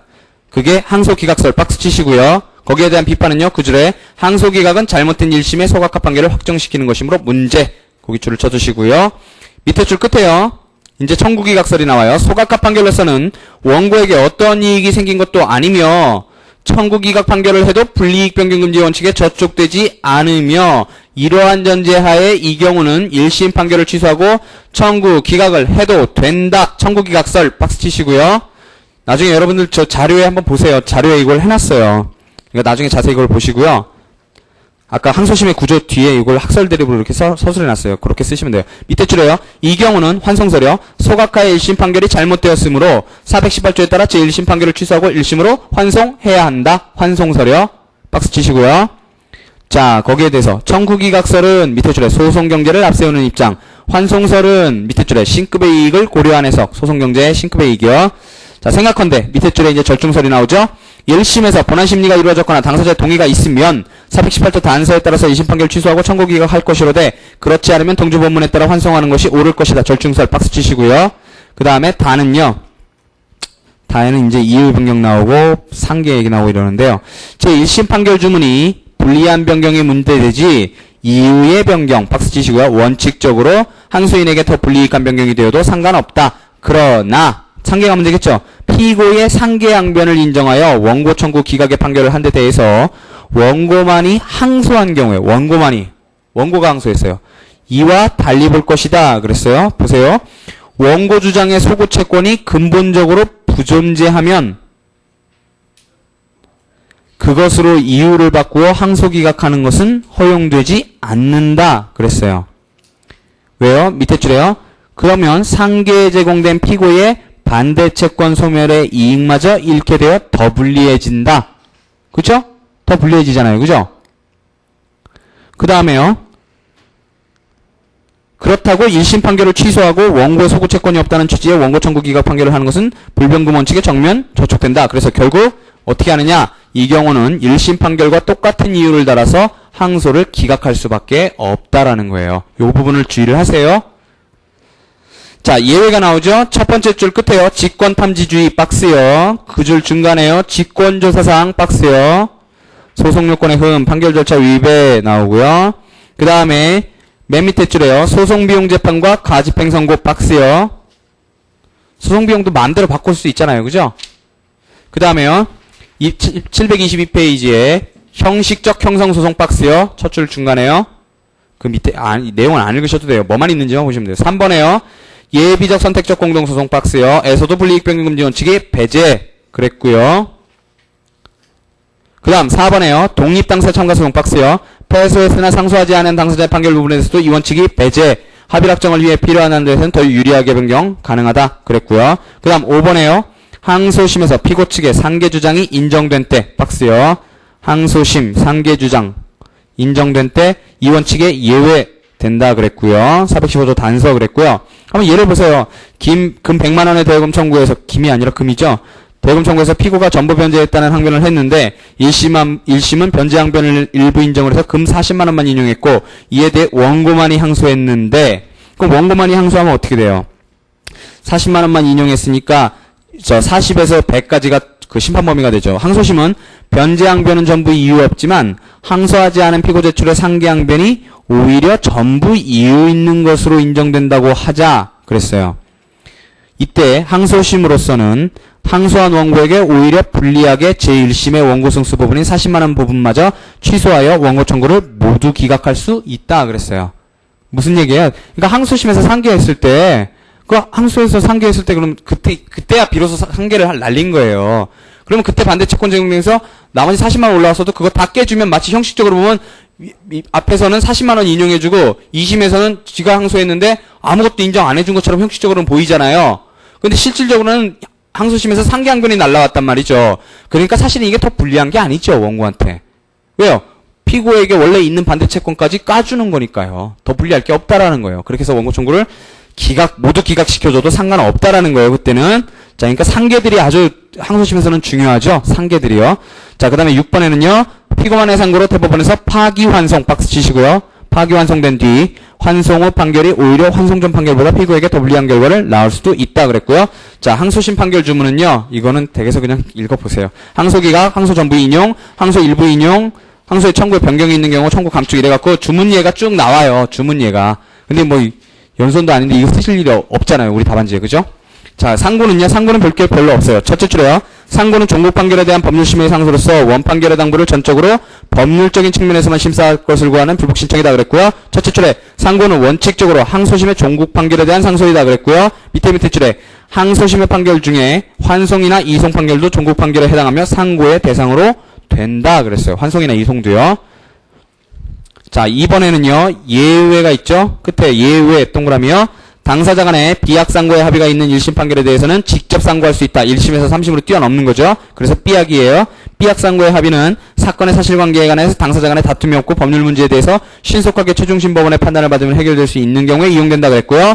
자, 이때 요건은요. 불상소 합의의 요건 플러스 1심 판결 선고 후일 것 그랬고요. 밑에 줄에 서면 그랬죠. 1심 판결 선고 후에 대해요. 밑에 줄은 안 읽으셔도 되고요. 넘어가시면은요. 자, 상고제도의 목적은요. 자, 셋째 줄에 독일형은 법령의 속통일과 당사자의 권리구제 두 가지를 목적으로 한다. 우리나라 상고심은 독일형에 속한다 그랬고 밑에 줄 끝에요. 상고법원이 원판결이 부당하다고 인정할 때는 이를 파기함과 동시에 필요한 경우에는 자, 파기 환송이 원칙인데요. 자판할 수 있는 경우도 있어요. 상고심에서. 필요한 경우에는 사건에 대해 스스로 종국적인 판결을 하는 자판으로 사건을 종결시킬 권한. 이게 바로 당사자의 권리구제라는 측면이라는 거예요. 파기 자판하는 경우요. 그 다음 3번에 법률심으로서의 상고심 이게 나왔죠. 자, 상고심은 원판결의 당부를 법률적인 측면에서만 심사하기 때문에 항소와 달리 4, 5심적 박스요. 상고심은 스스로 사건의 사실 인정 안 하고 원심의 사실 인정을 전제로 재판하겠죠. 사후심이니까요. 아까 사후심에 관한 얘기 그대로 쓰시면 돼요. 자, 이러한 의미에서 원판결이 적법하게 확정한 사실은 상고법원을 기속한다 그랬고, 우리 기속력 할 때 봤던 거고요. 당사자도 상고심에서는 사실관계에 대해서 새로운 주장을 내세우거나 새로운 증거를 제출해서 원심 사실 인정을 다툴 수 없다. 원심에서 한 자백 취소도 허용 안 된다. 쭉 줄을 치세요, 거기. 다 줄을 치시고요. 예외가 양가로 2에 나와요. 예외 동그라미요. 자, 직권조사사항과 분류증사실이 예외예요. 직조사항과 분류증사실이요. 두 가지예요. 자, 직권조사사항인 소송요건이나 상소요건의 존부, 재심사유, 원심 소송 절차 위배의 유무 등을 판단함에 있어서는 새로운 사실을 그때는 참작할 수도 있고 필요한 증거조사를 할 수도 있어요. 즉, 요 부분에 한해서는 사실심리가 허용이 돼요. 그 다음 밑에 줄에요. 당사자도 새로 주장 입증할 수 있고요. 그까지가 직조사항에 관한 얘기고요. 그 다음부터가 분류증 사실에 관한 거예요. 다툼이 없거나 공지의 사실이면 새로운 사실이라 해도 상고심이 이를 참작할 수 있고 이 경우는 새로 증거조사도 필요 없죠. 없기 때문이다 그랬고요. 그래서 인정할 수 있다는 거고요. 양가로 3번에 상고심에는 새로운 공방뿐만이 아니라 새로운 청구도 허용 안 된다 그랬고요. 밑에 줄 끝에요. 예외적으로 밑에 줄에요. 가지근물 반환 신청은 상고심에서도 허용되나 다툼이 없어 사실심리 필요가 없는 경우에 한한다. 전에 보셨던 거죠? 자, 그 다음에 상고 이유는요. 자, 일반적 상고 이유하고 절대적 상고 이유 나뉘어요. 자, 일반적 상고 이유는요. 우리 다 얘기했던 거예요. 상고심은 법률심이므로 상고 이유로 되는 것은 일반적으로 원판결의 법령 위반만이고 사실인정과오는 상고 이유로 안 된다 그랬고요. 밑에 줄에. 그러나 모든 법령 위배가 곧 상고 이유가 되는 것이 아니라 현행법상 상고 이유가 되는 것은 판결에 영향을 미친 헌법법률 명령 규칙 위반이 있는 경우이다. 상대적 상고 이유라고도 한다 그랬고요. 자, 거기서부터는 양가로 1은 법령 위반에 법령이 나오는 거고요. 그 다음에 양가로 2에는 위반이 나오는 거예요. 위반. 그래서 반가로 1에 위반 원인을 기준으로 해서 법령 해석 과오와 법령 적용. 그러니까 해석 문제, 해석에서 잘못한 거, 적용 잘못한 거, 이 문제고요. 그 다음에 반가로 2에는 법령 위반 형태를 기준으로 해서 판단을 잘못한 판단상 과오하고 절차를 잘못한 절차상 과오하고 요런 게 있다는 거예요. 요건 넘어가시고요. 자, 그 다음에 3번에는, 양가로 3번에는 판결에 영향을 미친 요 부분이 나오는 거예요. 자, 둘째 줄 끝에요. 법령 위반과 판결 주문 사이에 인과관계가 있어야 돼요. 즉, 원심에 법령 위반이 없었다면 원심 판결의 결론이 달라질 가능성이 있었을 때 비로소 상고 이유가 된다. 이게 바로 판결에 영향을 미친 그거예요. 자, 절대적 상고 이유는 우리가 계속 봐왔죠. 자, 판결법원 구성의 위법, 그것도 밑에 세 줄만 다 봤던 거예요. 직접 심리주의 위반이요. 그 다음에 판결에 관여할 수 없는 법관에 관여, 이것도 제척기피와 관련해서 봤었죠. 그쵸? 그 다음에 판결의 합의 및 원본 작성에 관여를 뜻하며 선고만의 관여는 이에 포함되지 않는다. 당연하겠죠? 그죠? 그 다음에 전속관할 규정, 그 다음에 대리권의 흠, 나왔죠? 대리권의 흠은, 이게 이제 중요한 게 4번 사후사유하고요. 그 다음에 6번에 이유의 불명시 이유무슨, 이게 있죠? 요게 중요하고요. 안에 있는 내용을 우리가 다 본 거예요. 근데 요 부분도 꼭 읽으세요. 지금 요 부분 꼭 읽으세요. 4번하고 6번하고요. 4번하고 6번하고 그리고 거기 이유 불명시하고 이유 모순이 나온단 말이에요. 그 다음에 이제 주의하실 거는 그 밖에 상고 이유가 그래가지고 재심사유가 나오잖아요. 우리가 법주문에 지금 뭐라고 했어요? 일반적 상고 이유하고 절대적 상고 이유하고 두 개 있었잖아요. 그거 말고도 재심사유로 규정된 것도 다 상고 이유 된다라는 거예요. 자, 그래서 첫째 줄에요. 재심사유도 상소이유에 주장할 수 있기 때문에 451조 1항 단서 그랬어요. 비록 절대적 상고 이유에 포함되어 있지 않아도 법령 위배로서 상고 이유로 된다. 통설 판례 그랬고요. 그 줄에 당해 사건과 관련된 다른 사건의 재심사유가 존재한다는 점을 상고 이유로 삼을 수는 없다 그랬고요. 밑에 줄에 재심사유에 해당하는 사실은 직권조사 사항 그랬고요. 밑에 줄에 사실심리 가능하고요. 이 직권조사 사항이니까요. 원래 사실심리 안 되는데 이런 건 가능하다 그랬잖아요. 좀 전에. 자, 그래서 그 줄 끝에 사호 내지 치료는요. 밑에 줄에 동조 2항의 유죄 확정 판결의 사실도 내세워야 한다. 그래서 이거 2항 봤었죠? 자, 상고심 절차는요. 거기 줄을 쳐주세요. 셋째 줄에 상고장 제출, 소송기록 접수 통지, 상고이유서 제출, 상고요건 심리행사유의 심사, 상고이유 심리 순으로 상고심 절차 진행된다. 거기 줄을 쳐주시면 그게 다예요. 사실은. 그래서 상고제기 보시면요. 상고장 제출, 제목만 줄을 치세요. 항소하고 똑같아요. 그 다음에 재판장 상고장 심사 그랬죠? 자, 원심하고 그 다음에 상고심에서 또 하겠죠? 그 다음에 소송기록 송부와 접수통지 그래서 거기 밑에서 넷째 줄에요. 소송기록이 상고법원에 송부되기까지는 원심법원이 사건으로부터 파생되는 부수적 재판에 대해 관할권을 가지며 상고취하, 상고권 포기의 소취하도 원심법원에 대해 한다. 그랬고요. 우리 전에 봤던 거예요. 그죠? 처음에 봤었죠. 처음에 봤던 거예요. 자, 상고이유서 제출은요. 첫 번째 의의가 나오죠. 자, 상고인이 상고장에 상고이유를 기재하지 않은 때에는 접수 통지를 받은 날로부터 20일 이내에 상고법원에 이유서를 제출해야 되고요. 427조요. 거기서 하나, 둘, 셋, 넷, 다섯 제출 내려가셔서 끝에 부분에요. 이걸 상고이유서 강제주의라고 그런단 말이죠. 자, 그런데요, 그 효과가 어떻게 되냐면요. 안 내면은요, 밑에 줄 끝에요. 상고인이 제출기간 내에 상고이유서를 제출 안 하면은요, 직권조사 사항이 있는 경우가 아니면 상고법원은 변론 없이 상고기각 판결이 나가요. 상고기각 판결이요. 해야 한다. 제출했다 하여도 뒤에 볼 심리속행 사유가 포함 안 돼 있으면 더 이상 심리 안 하고 심리불속행 판결, 즉 상고기각 판결을 해야 한다. 이런 거예요. 이게 상특법에 있는 거고요. 이건 뭐 민소에 있는 건 아니고요. 그 다음에 그 기간은요. 반가로 첫째 줄 끝에요. 불변기간 아니고요. 따라서 밑에 줄 끝에요. 추후 보완 허용 안 돼요. 상고이유서 제출 기간은요. 그 다음에 그 판단 대상이 반가로 3번에요. 상고법원의 판단 대상이 되는 상고이유는 상고이유서 제출 기간 내에 제출된 상고이유에 하나고요. 기관 경과 후에 제출한 건 이미 제출한 상고이유서를 성명 보충한 것 외에는 원칙적으로 판단 대상이 안 돼요. 예외적으로 기관 경과 후에 새로운 상고이유가 생겼다거나, 그 다음 두 번째 직권조사사항, 요거는 추가 제출 가능하겠죠. 직권발동 촉구인밖에 없어요. 두 번째 거는요. 그 다음에 부대상고는요. 똑같겠죠. 주체 줄 끝에요. 법률시민 상고심에서는 소외 변경이나 반소가 허용되지 않겠죠. 따라서 부대항소와 달리 전부 승소자는요. 부대상고를 할 수 없어요. 거기가 중요하죠. 그 다음에요. 부대상고의 제기와 그 상고이유서 제출기간은 본상고이유서 제출기간 내라고 하는 것이 판례 동그라미 치시고요. 부대상고의 경우요. 그랬더니 밑에 줄에요. 본상고 이유와 같은 이유에 의한 부대상고의 경우에는 상고심 판결이 있을 때까지 부대상고장 부대상고 이유서를 제출할 수 있다고 보자. 그게 이순 선생님 견해고요. 별거 아니죠? 심리불속행에 대해서는요. 개념만 아시면 돼요. 자, 첫 번째 다섯 줄이요. 94년 상특법은 상고심리 불속행 제도를 채택했다. 이는 상고인 주장의 상고 이유 속에요. 중대한 법령 위반에 관한 사항 등 상고심을 법률심으로 순화시키기에 걸맞는 사유가 포함되어 있지 않으면, 예를 들어서 무슨 사실 인정의 잘못이 있다든가 이런 얘기를 하면 안 받아준다는 거예요. 그래서 상고 이유의 당부에 대해서 더 이상 본안심리 속행 안 하고 판결로 상고기각해서 추려내는 제도, 상고기각 판결이 나가는 제도란 말이에요. 그래서 맨 밑에요. 작은 글씨 들어가기 전에요. 심리불속행 기각 판결로 사건을 간단히 정리하는 제도 그랬고요. 자, 심리속행 사유. 그러니까 뭐가 어떤 사유들이 상고 이유서 제기됐을 때 그걸 그냥 상고기각 판결 안 하고 심리속행할 수 있는 사유들이 쭉 나와 있죠. 그래서 넷째 줄에 다음과 같은 것이 심리속행 사유가 된다 그랬고, 양가로일의 통상소송 결체고, 양가로일은 이제 가압류 가처분인데 그건 보시지 마시고요.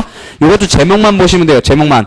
헌법 위반이나 헌법의 부당해석, 명령규칙 처분의 법률 위반 여부에 대한 부당 판단, 대법원 판례 위반, 대법원 판례 부존재 또는 변경의 필요성. 여기까지 괜찮고요. 5번에요. 중대한 법령 위반에 관한 사항 그랬는데 거기 1 내지 4는 5의 중대한 법령 위반의 예시이고 이를 구체화한 것 그랬고요. 세 줄 내려가시면은요. 상고심 기능에 비추어서 법 해석 통일이나 법 발전과 직결되는 중요한 실체법, 소송법상의 문제를 포함하고 있을 때와 원판결을 그대로 유지하면 정의와 형평의 윤제에 위반되는 때가 이에 해당될 것으로 그렇게 보자. 그래서 밑에 줄에 중요하지 않다고 보여지는 것을 배제시키려는 것이다. 그랬어요. 자, 넘어가시고요. 너무 넓게 해석하지 말자라는 거예요. 738쪽에 6번요. 이유불명시 이유모순을 제외한 424조 소정의 각 절대적 상고 이유. 그거 빼고는 다 그것도 심리속행 된다는 거고요. 자, 심리속행 사유의 조사는요. 첫째 줄 끝에요. 본안심리속행을 위해서 갖춰야 할 요건이므로 마치 본안심리요건인 소송요건이나 상고 본안심리요건인 상고요건과 마찬가지의 직권조사사항이라는 거고요. 그 이유는요. 밑에 줄에 공익적 요청 때문이고요. 밑에는 보지 마세요. 그 다음에 4번에요. 심리불속행 판결의 특례와 적용 범위 그랬는데 첫째 줄에요. 심리속행 사유에 해당되지 아니할 때에는 심리불속행 기각 판결 하고요. 밑에 줄 끝에요. 내용상으로는 상고각하와 같은 소송 판결이지만 형식상으로는 각하가 아니라 기각이므로 본안 판결이다. 그까지만 줄을 쳐주시고요. 나머지 밑에는 보시지 마시고요. 다 상특법 얘기예요. 비판 이것도 보실 필요 없고요. 상고심의 본안 심리는요. 제목에 상고이유서의 송달과 답변서 제출 그 다음에 심리의 범위 그랬는데 심리 범위에서 둘째 줄 끝에요. 상고법원은 상고 이유로서 주장한 사항 박스 치시고요. 에 하나여 또 불복 신청한 한도 박스요. 에서 원판결의 정당 여부를 조사한다. 아까 사후심이라 그랬죠. 그랬고요. 그래서 밑에 줄에 보시면 불이익 변경 금지 원칙 준용한다. 425에서 407조 준용한다 그랬고요. 다만 직권조사사항 그 앞에 슬래시 그시고요. 직권조사사항 박스요. 에 대해서는 이 원칙이 적용 안 된다 그랬고요. 당연하죠. 직권조사사항에 불변금 적용 안 되죠. 자, 그 다음에 두 줄 내려가셔서 심리의 대상은 원칙적으로 불복 신청한 한도에 그치기 때문에 청구 병합의 경우에 그중 하나의 청구에 대해 불복 신청해도 다른 청구에 대해서까지 상고심으로 이전하는 2심의 효력이 생기나 심판 대상은 불복 신청한 청구 부분에 하나만 항소의 경우와 같다. 당연한 얘기들만 계속 반복돼요. 자, 소송 자료는요. 첫째 줄에 상고심은 법률심 박스요. 새로 소송 자료의 수집과 사실 확정 박스요. 안 된다. 직권조사 사항을 제외하고 그랬고요. 세 줄 내려가시면 새로운 청구도 할 수 없다 그랬고요. 법률심이잖아요. 그쵸? 그쵸? 줄 치는 것만 보시면 돼요.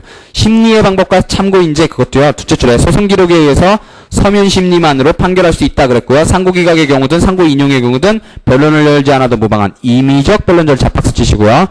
자, 서면 심리만으로 가요. 자, 그 다음에 각주 1번을 주의하세요. 각주 1번에요.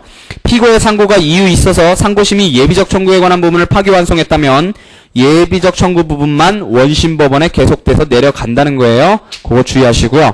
그 다음에 상고심 종료 볼 거 없고요. 각하명령, 각하판결 그랬는데 상고요건의 흠, 그 다음에 상고기각 경과 후의 상고, 당연히 상고 각하 나가죠. 그 다음에 상고기각판결, 상고 인용판결 나가는데요. 여기는 좀 보셔야 돼요.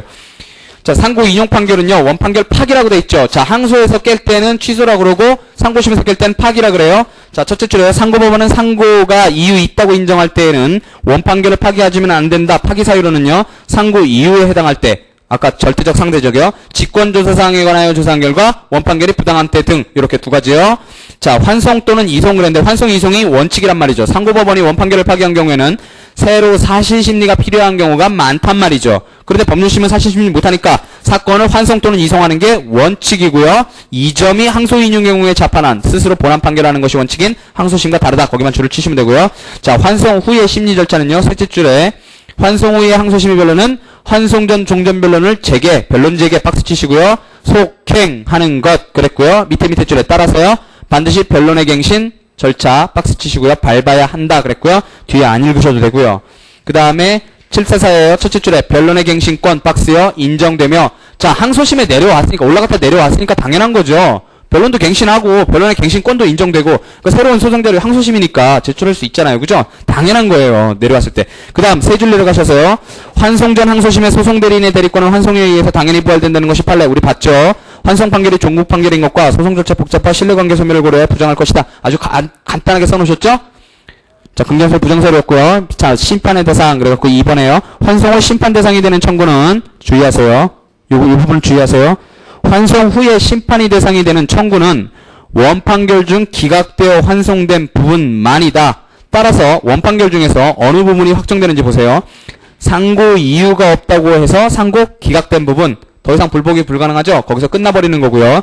파기 자판한 부분 그것도 마찬가지죠. 불복이 불가능하잖아요. 거기서 끝나버리는 거고요. 불복 신청이 원래 없었던 부분 이거는 판결 선고와 동시에 확정되어 종료되므로 심판 대상에서 제외된다. 요걸 주의하시고요. 자, 그 다음에 여러분들 꼭 주의하셔야 될 게 이 환송 판결의 기속력이에요. 기속력인데 어려운 건 없고요. 한번 보세요. 여기는 좀 주의해서 보셔야 돼요. 자, 기속력의 의의와 범위 그래서 자, 환송 또는 이송을 받은 법원이 다시 심판을 하는 경우에 상고법원이 파기 이유로 한 법률상 사실상 판단에 기속된다. 436조 2항 그랬고요. 자, 거기서 두 줄 내려가시면은요. 기속력은 객관적으로는 판결 이유 속 판단에도 미치나 당해 사건에만 한한다 그랬고요. 이번엔 주관적으로요. 당해 사건에 관한 주관적으로는 환송받는 법원하고 그 밑에까지 내려갔을 때 그 하급심에도 미치고 그 사건이 만약에 재상고가 되면 상고법원도 기속하는 게 원칙이에요. 여러분들이 주의하셔야 될 건 그 다음에 나오는 판례예요. 상고법원도 기속하는 게 원칙인데 그러니까 지가 내렸던 판단이 내려갔다가 올라왔을 때 자기 자신을 기속하는 게 원칙이란 말이죠. 그런데 전원합의체까지 기속하면 안 될 거 아니에요. 그죠? 그러면 판례 변경이 안 되니까요. 그러니까 자, 대법 98조 1597은 환송 판결의 기속을 받는 자기 기속력은 법령의 해석 적용에 관한 의견 변경권을 가진 대법원 전원합의체에 대해서는 부정된다. 전원합의체는 환송 판결의 법률 판단을 변경할 수 있다. 제1차 환송 판결과 2차 환송 판결이 만약에 저촉되는 경우라 하더라도 환송받은 원심으로서는 제2차 환송 판결의 법률상 판단에 기속된다. 이걸 주의하시라고요. 첫 번째 주의하실 건 이거예요. 그 다음에 기속력의 성질, 이게 문제인데요. 점 1에 중간 판결설 박스요. 그 다음에 세 줄 내려가셔서 기판력설 박스요. 그 다음에 세 줄 내려가셔서 특수효력설 박스요. 자, 특수효력설이 우리 통설인데요. 중간 판결설은요, 이 환송 판결의 기속력에서 이 기속력을 도대체 뭘로 보느냐, 이 성질이 뭐냐 그랬을 때 중간 판결설은 중간 판결처럼 본다는 거예요. 옛날 견해죠? 우리 판례 옛날 견해라 그랬어요. 첫째 줄 끝에요. 둘째 줄 끝에 중간 판결에 인정되는 기속력과 같이 보는 견해이다. 비판이 나오죠. 그러나 환송 판결은 독립하여 상소 대상이 되는 종국 판결이고 또 환송 후의 원심금 절차는 상고심 절차의 속행이라기보다는 원심 종전 절차의 속행인 것이니까 무리가 있다. 그런 거고요. 기판력설은요. 확정 판결의 기판력으로 보는 견해인데 비판이요. 파기 판결의 기속력이 판결 이유 중 판단에 대해서 생기는 점, 또 후소가 아니라 당해 소송 절차 내에서 그치는 효력이라는 점, 그것 때문에 기판력으로 볼 수는 없다라는 거고요. 자, 통설은 이제 특수효력설이에요. 이건 신급제도 유지를 위해서 어쩔 수 없이 상급심 판결이 하급심을 구속하는 특수한 효력이다. 그랬어요. 자, 기속력의 내용은요. 점 1에 사실상 판단이 나오고 점 2에 법률상 판단이 나와요. 사실상 판단 박스 치시고요. 어떤 사실상 판단에 그럼 기속을 받느냐? 그랬더니요. 자, 상고법원은 우선 사실심이 아니란 말이죠. 그러니까 사실심리는 안 했을 거 아니에요. 본안에 관해서 사실심리는 안 했을 거란 말이에요. 그러면 그 어떤 사실상의 판단에 기속력을 받는다 그러면 상고심이 할 수 있는 사실심리, 그거에 관한 거겠죠. 그러니까 보세요. 직권조사사항에 대하여 한 사실상의 판단, 그 다음 절차 위배를 판단함에 있어서 인정한 사실, 그 다음 재심사유에 관한 사실상 판단에만 국한되고 본안에 관한 사실 판단은 포함되지 않는다. 그래서 밑에 줄에 본안에 관해서는 새로운 증거에 의해서 새로운 사실을 인정할 수 있다라는 거예요. 환송법원이요. 그죠? 이건 뭐예요? 그러니까 대법원이 할 수 있는, 상고심이 할 수 있는 사실심리 범위가 어디냐라는 말을 뒤집어 놓은 거에 다름 아니에요. 그죠? 그 다음 법률상 판단 박스요. 자, 법령 해석 적용상의 견해를 의미하는데 밑에 줄에요. 사실에 대한 평가적 판단도 포함한다 그랬고요. 자, 물적 범위가 문제인데요. 그 범위가 어디까지냐 문제인데요. 첫 번째, 명시적으로 설시한 법률상 판단. 두 번째요. 파기 사유로 명시적으로 설치하지는 않았지만 그와 논리적 필연적인 전제관계에 있는 법률상 판단. 요렇게요. 요거에 기속력이 생기고요. 요걸 주의를 하시고요. 요걸 쓰실 일이 가끔 있을 거예요. 요 사실상 판단하고 법률상 판단 내용을 쓰실 일이 있고요. 자, 그 다음 점 3은요. 기속력 때문에 반드시 원심 판결의 결론을 바꿔야 되느냐? 그런 건 없다는 거예요. 자, 그래서 밑에 줄에요. 파기완성되었다 하여도 상고인이 승소된다고 단정할 수 없다. 그렇고요. 밑에 줄에 하급심은요. 잘못된 견해만 피하면 당사자가 새로이 주장 입증한 바에 의해서 다른 가능한 견해에 따라서 원래의 환송 전 신급과 동일한 결론을 가져온다고 해도 기속력 어긴 게 아니라는 거예요. 그러니까 착오하지 말라는 거고요. 그 다음 파기 사유로 한 사항 이외의 사항에 대한 판단으로서 판결하기에 충분하면 밑에 줄에 파기 사유로 된 사항에 관한 판단을 생략할 수도 있어요. 자, 기속력의 소멸은요. 범위와 관련된 거예요. 환송 판결에 나타난 법률상 견해가 뒤에 판례 변경 박스요. 그 다음 새로운 주장 입증이나 이해 보강으로 전제된 사실관계 변동 박스요. 전제된 사실관계 변동. 그 다음 세 번째 법령 변경 박스요. 요런 거 생겼을 때는 환송 판결 기속력 사라진다라는 거예요. 그렇겠죠. 법적인 부분이 바뀌거나 그죠? 그 다음에 사실관계 자체가 아예 변동이, 그런 사실관계를 기본으로 해서 어떤 법 적용, 법 해석이 있었던 거잖아요. 그러니까 이 전제되는 사실관계 자체가 환송 후에 완전 다 변경돼 버리면 위에서 했던 그런 걸 기본으로 했던 법률상 판단 전혀 유지 안 된단 말이에요. 필요 없죠. 그러니까 기속력 소멸되는 거예요. 자, 그 다음에 자판은요. 두 번째 줄에 확정된 사실에 대한 법령의 해석 적용의 잘못을 이유로 원판결을 파기하는 경우에 새로운 사실의 확정을 요하지 않고 그 확정 사실에 기해 판결을 할 수 있을 때 그때도 자판할 수 있고요. 사건이 법원의 권한에 속하지 않거나 그 밖에 소송요건 후물 이유로 원판결을 파기할 때는 상고법원은 사건에 대해서 자판을 해야 한다 그랬고요. 그러니까 소각화를 시켜준다는가 그런 거죠. 맨 밑에요. 파기자판을 하는 경우에 상고법원은 제2심의 입장에서 재판하게 된다. 항소에 대한 응답의 형태로 재판한다. 그랬고요. 그 다음에 항고가 나오는데요. 이것들은 개념만 아시면 돼요. 자, 6시 내에 끝낼 수 있어요. 10분 이내에 끝낼게요. 자, 항고는요.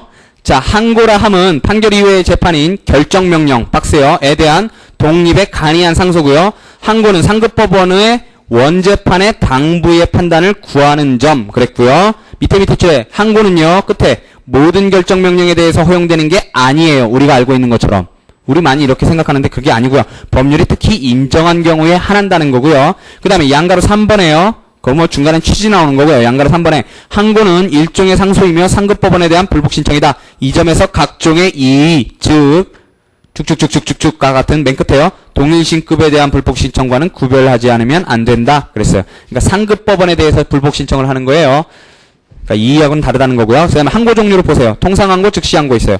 통상항고는요, 항고 제기 기간에 제한이 없는 항고였어요. 그죠? 그 다음에 항고에 이익이 있는 한 어느 때나 제기할 수 있는 것이다 그랬고요. 그렇지만 즉시항고는요, 신속한 해결 필요성 일주일의 불변기간 내에 제기할 것을 요하고, 자, 즉시항고는 즉시항고 사항이 다 법률의 규정이 있었죠. 지금까지요. 그죠? 뭐는 즉시항고할 수 있다, 뭐는 즉시항고할 수 있다, 다 있었단 말이에요. 자, 신속한 해결의 필요성 일주일만 할 수 있고, 그 제기에 의해서 집행정지 효력이 생긴다 그랬고요. 자, 통상항고가 원칙이고요. 즉시항고는 법률에 명문이 있는 경우에 예외적으로 허용한다 그랬어요. 자, 그 다음에 또 구분점이 최초의 항고냐 제항고냐 그랬는데 밑에 줄이요. 신급에 의한 구별이다. 거기만 줄을 쳐주시면 되고요. 그 다음에 이제 특기항고로 특별항고라는 게 있는데 불복 신청을 할 수 없는 결정명령에 대해서 네?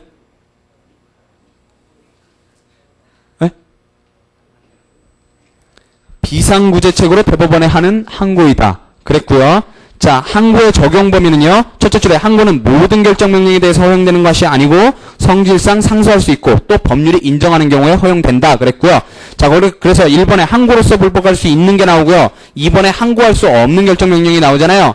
자, 그래서 그 제목들만 줄을 쳐놓으시면 되고요. 다만 양가로 1에서요. 소송 절차에 관한 신청을 기각한 결정명령 그랬는데 셋째 줄에요. 점 1에 소송 절차에 관한 신청이라 함은 본안의 신청과 구별되는 것으로 절차 개시 진행 등에 관한 신청이다 그랬고요. 밑에 줄에 다만 당사자가 신청권을 갖지 않고 밑에 줄에 법원의 직권 발동을 촉구하는 데 그칠 때에는 신청 기각 재판이라 당사자는 항고할 수 없죠. 그쵸? 우리 전부터 봐왔던 거예요. 첫 번째부터. 자, 그다음 방식을 어긴 결정명령. 그래서 판결로 재판해야 될 사항 뭐 이거 아까 본 거고요. 위식의 재판이요. 그다음 집행 절차에 관한 집행법원의 재판 그것도 제목만요. 4번도 제목만요. 그다음에 항고할 수 없는 결정명령도요. 제목만 줄 쭉쭉쭉 치시면 되고요. 그 다음에 자 항고 절차 보시면은요. 첫째 줄에 항고는 편면적 불복 절차예요. 판결하고 틀리죠? 상소하고 틀려요. 밑에 줄 끝에 보시면은요. 항고장에 피항고인을 표시하거나 항고장을 상대방에 송달할 필요가 없어요. 해야 하는 것이 아니다 그랬고 편면적이기 때문에 그래요. 자, 그러니까 항고의 제기는요. 두 줄 끝에요. 항고기간은 즉시 항고에 대해서만 정해져 있는데 원재판 고지일로부터 1주간의 불변기간이다 그랬고요. 자, 항고 제기의 효력 보시면 제도의 고안을 주의하세요. 제도의 기간은 뭐 어려운 건 없고 별거 아니에요. 개념만 하시면 돼요. 첫째 줄에 항고가 제기되면 판결의 경우와 달리 원재판에 대한 기속력이 배제되고요. 원심법원이요. 스스로 항고의 당부를 심사할 수 있으며 판결하고 틀리죠? 만일 항고를 이유 있다고 인정하면 그 재판을 지가 경정할 수 있어요. 기속력이 없죠. 그래서 밑에 줄에 제도의 고안이라고 부른다. 제목을 알고 계시고요. 자, 반가로 1번에요. 적법한 항고의 경우에 경정이 허용된다는 게 판례 통설이고요. 반대설은 이제 홍문혁 교수님이 부적법한 항고라도 경정할 수 있다라고 보는 거고요. 별거 아니죠. 그냥 그 다음에요. 밑에 줄 끝에요. 경정에는 단순한 위산 오기 박스 치시고요. 의 경정에 한하지 않고 판결은 아까 어땠어요? 그죠? 요런 때만 되잖아요. 근데 원재판 취소 변경 박스요. 그것도 포함한다는 거죠. 그러니까 결정명령 바꿀 수 있다는 거고 내용을 바꿀 수 있다는 거예요. 재판 누락 박스요. 의 경우에도 경정할 수 있다. 주문을 변경하지 않고 이유만을 경정 박스요. 하는 것은 허용될 수 없다. 이유만을 경정. 밑에 줄에요. 필요하다면 변론을 열거나 혹은 당사자를 신문하고 새로운 사실이나 증거를 조사할 수도 있다. 그런 거고요. 제도의 고안을 위해서요. 자, 3번에요. 경정 결정하면 당초의 항고 목적이 달성돼서 항고 절차는 당연히 종료된다. 그랬고요. 다만 경정 결정에 대해서는 별도의 항고가 허용. 그랬고요. 넘어가시고요. 그 다음에 2심이요. 제목만 줄치시고요. 자, 확정 차단료가 있느냐 그랬더니 집행정지 효력 보세요.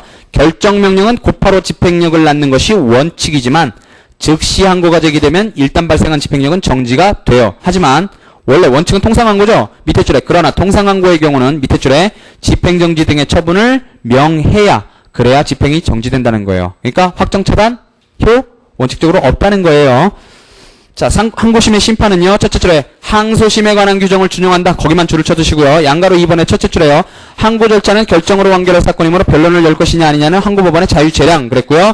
양가로 3번에 둘째 줄에 속심제 동그라미 쳐놓으시고요. 재항고요. 재항고 보시면 개념은요. 첫째 줄에 재항고는 항고법원의 결정과 그 다음 고등법원 결정명령, 그 다음 항소법원의 결정명령에 대한 법률심인 배법원의 항고이다 그랬고요. 재판에 영향을 미친 헌법법률 명령 또는 규칙 위반을 이유로 해서만 인정한다라는 거예요. 재항고는요. 판결 상고처럼 그렇게 한다는 거예요. 자, 재항고의 적용 범위는요. 첫째 줄에 재항고를 할 수 있는 것은 항고법원의 결정, 고등법원의 결정명령, 항소법원의 결정명령 등 세 가지이다 그랬고요. 양가로 2번에요. 재항고할 수 있는가 여부는 항고법원의 결정 내용에 의한다 그랬고요. 그냥 거기만 줄을 쳐두시고 754페이지 3번에요. 자, 재항고가 즉시항고냐 통상항고냐 이게 문제되는데, 자, 그러니까 항고다 재항고다 요거는 최초항고다 재항고다 요거는 싱크에 의한 구별이라고 그랬잖아요. 그거에도 역시 통상항고도 있고 즉시항고도 있단 말이죠. 그럼 그걸 어떻게 구별하냐? 원래 했던 결정 명령 가지고 결정 판단하면 되겠죠. 그래서 항고심의 결정의 성질과 내용에 의한다 그랬고, 최초항고가 즉시항고인 때에 항고심이 항고를 각각 기각하였으면 재항고는 즉시항고로 된다 그랬고요. 자, 특별항고 보시면 돼요. 특별항고는요. 첫째 줄에 특별항고라 함은 불복할 수 없는 결정명령, 거기다 박스 치시고요. 에 대해 재판에 영향을 미친 헌법 위반, 재판에 전제가 된 명령규칙 처분의 헌법 법률로 위반 여부에 대한 판단이 부당하다는 것을 이유로 대법원에 하는 항고이다 그랬고요. 이것은 재판 확정 후의 비상불복 방법이에요. 그래서 통상의 불복 방법으로서의 상소가 아니다. 즉 항소, 그러니까 항고, 재항고 이런 거하고는 틀리다. 특별항고, 특별한 비상구제 절차다 그런 거고요. 자, 항고 대상은요. 첫째 줄에 명문 동그라미요. 불복이 금지되는 결정명령뿐 아니라 해석상 동그라미요. 불복이 인정되지 않는 경우도 포함한다 그랬고요. 자, 특별항고 이유는요. 첫째 줄에 국법은 재판에 영향을 미친 헌법 또는 법률의 위반이 있는 경우였다 그랬고요. 맨 밑에 내려가셔서요. 넷째 줄에요. 맨 밑에서 넷째 줄 신법은 재판에 영향을 미친 헌법 위반, 재판에 전제가 된 명령규칙 처분이 헌법 또는 법률의 위반 여부에 대한 판단 부당 등 두 가지 가운데 하나에 해당될 대로 항고 이유를 좁혔다 그랬어요. 좁힌 거예요. 그게. 그것만 아시면 되고 넘어가시면 돼요. 항고 기간은요. 아까 재판이 고지된 날로부터 일주의 불병기간 이내에 항고를 해야 된다 그랬고요. 특별항고 제기는 당연히 원재판 집행을 정지시키지 못한다 그랬고요. 밑에 줄에 특별항고의 경우에는 제도의 고안이 허용 안 된다. 판례 동그라미요. 그것만 주시면 되고요. 넘어가세요. 이제 재심이죠. 자, 재심은요. 첫째 줄에 재심이라 함은 확정된 종국 판결의 재심 사유에 해당하는 중대한 하자가 있는 경우에 그 판결의 취소와 이미 종결되었던 사건의 재심판을 구하는 비상의 불복 신청 방법이다 그랬고요. 세 줄 내려가시면 끝에요. 법적 안정성, 그 다음 구체적 정의와의 상반되는 요청을 조화시키기 위해 마련된 것이 재심제도다. 그러니까 기판력을 깨는데 언제나 깨주는 게 아니라 특별한 사유 있을 때만 깨준단 말이죠. 그래서 조화라는 거고요. 자, 밑에 줄에요. 재심 사유를 제한적으로 열거하고 다시 일정한 시간적 제약하에 재심 기간이에요. 소외 방식에 의해 확정 판결로 취소를 주장하게 하는 것이다. 이게 요약한 거죠, 완전히. 그 다음에 2번에는요. 셋째 줄에 소송상의 형성해소다 그랬고요. 판결 깨는 거니까 판결 취소 소송이니까요. 그죠? 취소 소송은 형성 소송이잖아요. 그죠? 그러니까 형성해소고요. 자, 반가로 이래서 넷째 줄에요. 판결 확정 후에 하는 것이므로 확정 차단 효력이 없겠죠. 또 원칙적으로 동일 신급의 법원에 심판을 구하는 것이니까 확정된 법원에 하잖아요. 그러니까 상급심으로 이전되는 2심 후에도 생기지 않고요. 또 상소 추후보하는 판결 후에 상소 제기의 장애의 구제임에 대해 재심은요. 판결 전의 절차나 자료의 하자 흠을 이유로 하는 것이다 그랬고요. 밑에 줄에 그렇기 때문에 판결 후에 액수 산정의 기초 사정에 현저한 변경이 생긴 경우에 하는 정기금 판결 변경의 소와도 구별된다. 자, 뭐가 구별된다는 거예요? 판결 전의 사유냐, 판결 후의 사유냐, 그거에서 재심하고 변경의 소하고 구별된다는 거예요. 자, 이슈 선생님 동일 소송물을 설치한다고 그랬고, 판결을 변경하는 거라 그랬어요. 재심은 판결을 취소하는 거고요. 변경에서는 판결을 변경하는 거라고 생각하신다 그랬어요. 자, 반가로 2번에 두째 줄에요. 확정 판결의 집행력의 배제를 구하는 점에서 청구 이유의 소와 유사하다 그랬고요. 하지만 후자는 확정 판결 자체의 취소가 아니라 판결 후의 사유에 의해서 집행력 소멸을 구하는 점에서 다르다. 그런 거고요. 기판력 깨는 게 아니라 집행력만 깨는 거라는 거예요. 그 다음에 재심 소송의 소송물은요. 자, 이원론하고 이론론이 있는데 이론론은 정 교수님만이에요. 뭐냐면 재심 사유에 관한 판단과 재심 소송 결국 재심 사유에 관한 판단과 재심 사유가 인정이 되면 원판결의 청구에 대한 판단이 둘 다가 필요하잖아요. 그러면 두 개를 다 소송물로 볼 거냐 아니면은 뒤에 거 원청구의 소송물만 소송물로 보고 재심 사유는 그걸 하기 위한 전제 조건에 불과하냐 이렇게 보는 거예요. 이렇게 보는 게 앞에 게 이원론이고 하나만 그 소송상 청구만 원래 판결의 소송상 청구만 소송물이 된다라고 하는 게 이원론이에요. 그러니까 본안 소송설이고요. 자, 이원론 안에는요 다시 우리 소송물 이론 또 나와요. 구실체법설, 2분지설, 1분지설. 왜요? 형성소송이니까 형성 원인마다 소송물이 별개냐 이게 문제가 될 거 아니에요. 그래서 사실관계마다 소송물이 별개냐 이게 또 문제가 된다고요. 그래서요. 자, 우선 내용은요. 첫째 줄에 재심에서의 소송물은 확정 판결의 취소 요구와 구소송의 소송물 두 가지로 구성된다. 그리고 그 줄 끝에 판례 통설 그랬고요. 밑에 줄에 확정 판결 취소에 중점을 두기 때문에 그 줄 끝에요. 효성상의 형성소송 그랬고요. 자, 그 다음에 썰이기도 하다. 그 다음에 슬래시를 딱딱 끄시고요. 다만 확정 판결의 취소 사유인 재심 사유가 소송물의 동일성 여부를 가리는 기준이냐. 거기가 문제고요. 문제 표시하시고요. 자, 동그라미 1에 구소송물 이론에 의하면 개개의 재심 사유마다 소송물이 별개. 그렇죠? 그 다음에 셋 줄 내려가시면요. 시소송물 이론의 주류 1분지설이죠. 재심 소송의 소송물은 한개 확정 판결의 취소를 구하는 법적 지위의 주장. 그랬죠? 재심 사유는 공격 방법에 불과. 그랬죠? 하지만 알지 못하여 주장하지 않았던 재심 사유를 바탕으로 새로 재심 해소를 제기하는 것은 무방하다 그랬어요. 결국 여기서 또 2분지설로 빠져나가요. 자, 그 다음에 신이론 2분지설은요. 밑에 줄에 하나의 확정 판결의 취소 요구를 해도 사실관계 이게 핵심이죠. 그러니까 여러 개면 소송물은 여러 개가 된다 그랬고요. 이론론은요. 그저 끝에 구소승의 소송물 하나로 구성된다 그랬고요. 그래서 뭐라고 부르냐면 그 둘째 줄 끝에 원판결의 취소 변경을 구하는 상소와 유사한 면이 있으며 상소심 절차에 있어서의 소송물이 본안의 소송물인 것처럼 재심에서도 같다 그랬고요. 그래서 재심 사유는 밑에 줄에요. 본안의 소송물에 대해서 재판을 받기 위한 전제 조건일 뿐 독자적인 소송물을 가리는 기준은 될 수 없다 그랬고요. 수학에는요. 이원론 내지 본안소송설은 재심해소를 본안소송의 속행심리의 요구임을 전제로 펴는 소송물 이론이다. 그렇고요. 재심 절차는 밑에 줄 끝에요. 소외적 법 요건 및 재심 요건의 심리에 오히려 큰 비중이 있다. 본안사건 심판보다는 여기에 재심해소의 분쟁 핵심이 있다. 그러니까 이원론으로 가자는 거죠. 그래서 이원론으로 가자는 거 넘기시면은요. 그 첫째 패러그래프 끝에요. 이론론은 이와 같은 재심 분쟁의 특성을 간과한 문제점. 그 다음 밑에 줄에 통설인 이원론을 지지한다. 그랬고요.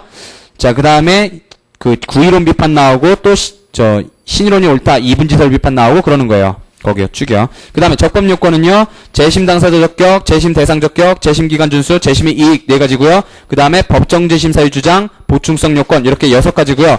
밑에 줄에 재심의 이익은 상소의 이익에 준한다. 그러니까 나머지만 보자. 그래서요, 재심 당사자는요, 첫째 줄에 재심에서는 확정 판결을 취소하고 그 기판력을 배제할 것을 구하는 것이기 때문에 확정 판결의 기판력에 의해서 불이익을 받은 사람이 재심원 거고 이익을 받은 사람이 재심표고로 되는 게 원칙이라는 거고요.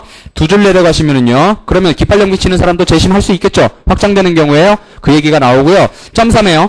판결의 효력이 제3자에 확정되는 경우에 판결 취소에 대해 고유의 이익을 갖는 제3자도 당사자 적격을 갖는다. 이때만은 제3자가 독립당사 참가 방식에 의해서 본소의 당사자를 공동피고로 해야 한다. 이 경우는 제3자가 본소 당사자 간의 법률관계인 확정 판결의 취소를 목적으로 재심해소를 제기하는 것이므로 그 법률관계의 주체인 본소 당사자를 공동피고로 해야 하기 때문이다. 요것만 줄을 쳐주시고요. 그 다음에 양가로 2번에요. 필수적 공동소송 나오죠? 박스 치시고요. 왜 합정 판결에 대해서는 공동소송인 중 한 사람이 재심해소를 제기하면 다른 공동소송인도 당연히 재심 당사자가 돼요. 하지만 상대방으로부터 재심해소가 제기된 때는 공동소송인 전원이 재심피고로 되어야 한다. 그랬고요. 자, 대상 적격은요. 당연히 확정 판결해야 되죠. 종국 판결해야 되고요. 첫째 줄에 재심에서는 확정된 종국 판결에 허용된다. 거기 줄을 쳐주시면 되고요. 그래서 양가로 1에 미확정 판결 안 된다 써있고요. 미확정 판결. 그 다음에 양가로 2번 첫째 줄에요. 확정된 종국 판결이면 전부 일부 판결, 본안 판결, 소송 판결, 가압류 가처분 판결이든 불문한다 이랬고요. 그래서 이제 하나 분설해 나가는 거예요. 밑에 줄에 중간 판결은 박수치고 안 된다는 거죠. 그 다음에 밑에 줄에 끝에요. 대법원의 환송 판결 박수치시고요. 자, 요건 주의를 하세요. 자, 대법원의 환송 판결 종국 판결이라고 했죠. 그런데 우리 판례가 실질적으로는 중간 판결처럼 본다고 했잖아요. 그게 보세요. 왜 그러냐. 사건을 당일신급에서 이탈시킨다는 점에서는 형식적으로는 종국 판결에 해당하나 종국적 판단을 유보해 재판의 성질상 기지평 등이 생기지 않는 중간 판결의 성질을 갖는 판결이기 때문에 실질적으로 확정된 종국 판결이라 할 수 없어 재심 대상이 되지 않는다. 자, 대심 대상을 부정해요. 환송 판결에 대해서는 판례 동그라미요. 자, 그 다음 종국 판결이라도 형식적으로 확정되었지만 내용상 확정력이 없는 무효인 판결 박스요. 즉 사망자를 상대로 한 판결 요거 박스 치시고 이건 재심을 제기할 필요가 없다 그랬고요. 그 다음 3번에는요. 같은 사건의 하급심의 종국 판결과 이에 대한 상소를 배척한 상급심 판결이 다 같이 확정되었을 때는 여러분들의 박검장이 안 맞지만 원칙적으로 개별적으로 재심의 대상이 된다. 이것도 주의를 하시고요. 다 돼요. 다 되고요. 그 다음 4번에요. 확정 판결이 아니라도 밑에 줄에요. 준재심해소가 인정된다. 그랬고요. 그 다음 뭐 볼 필요 없고요. 재심 기간은요. 우리가 봤던 건데요.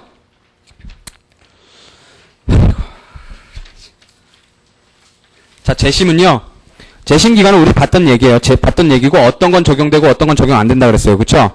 자, 그래서 처음 두 줄하고요. 그 다음에 요거는 이제 몇 군데만 줄을 치시고요. 재심사유에 의의해서 재심 사유의 의 넘어가시면 셋째 줄에 주장 사유가 재심 사유가 되지 않으면 재심에서는 각하된다 그랬고요. 자, 보충성을 쭉 줄을 치시고요. 전부 다요. 그러니까 하나, 둘, 셋, 넷, 다섯, 여섯, 일곱째 줄까지 줄을 쭉 쳐놓으세요. 보충성은요. 그러니까 상소에서 주장 안 했어야 돼요. 그래야 그게 보충성이에요. 그걸 꼭 알아두시고요. 그 다음 각계 사유는요.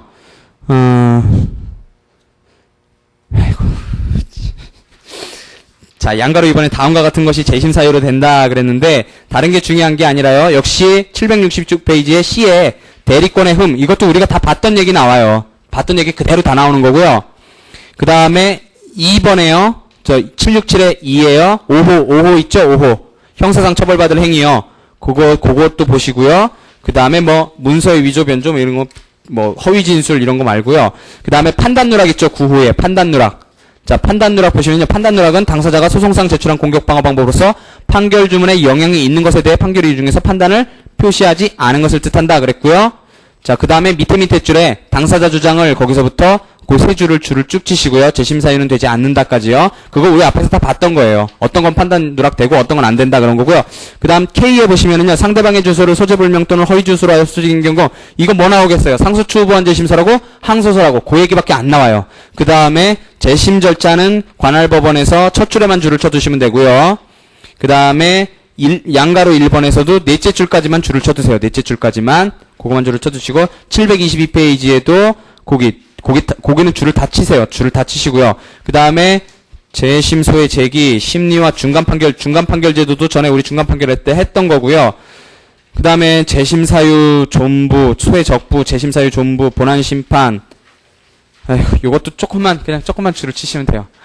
아이고, 끝까지 다 했으면 좋겠는데. 자, 준재심은 우리가 다 했던 거고요. 첫째, 의의 세 줄만 줄을 쳐두시고요.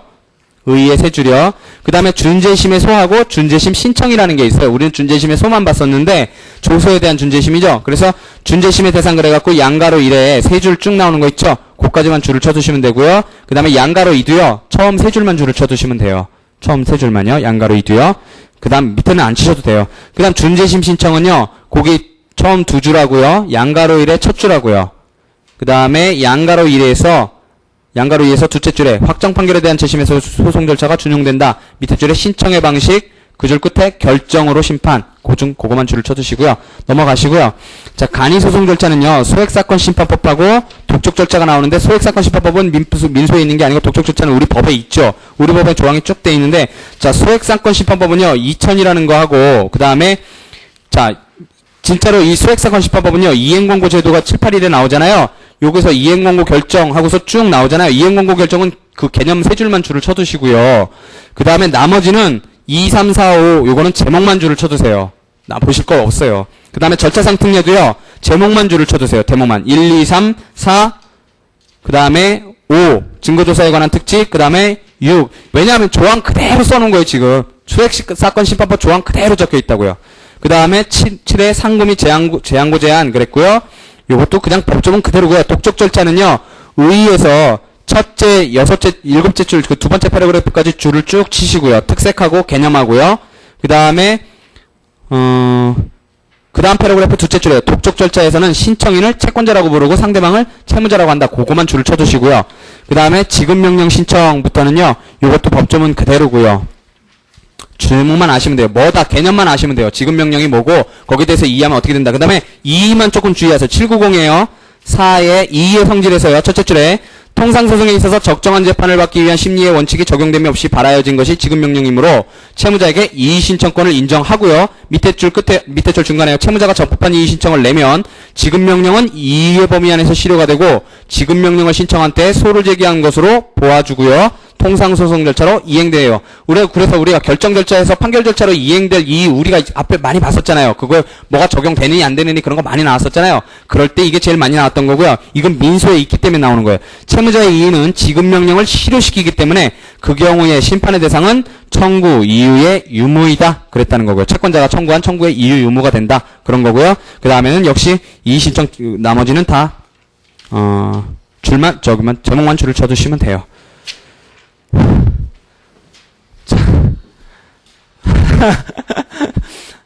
여러분 정말 너무너무 죄송하고요.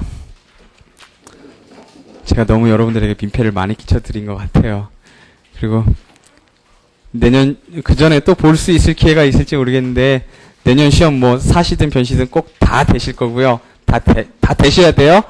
다 되셔야 되고요. 그리고 제가 어제 저번에 말씀드렸던 거요. 제가 뭐 다른 건 못 해드리고 그냥 제가 시험장에서 썼던 펜이에요. 시험장에서 썼던 펜인데 여러분도 재수 좋으시라고 요거를 서툴게 포장을 했어요. 요거를 하나씩 드릴게요.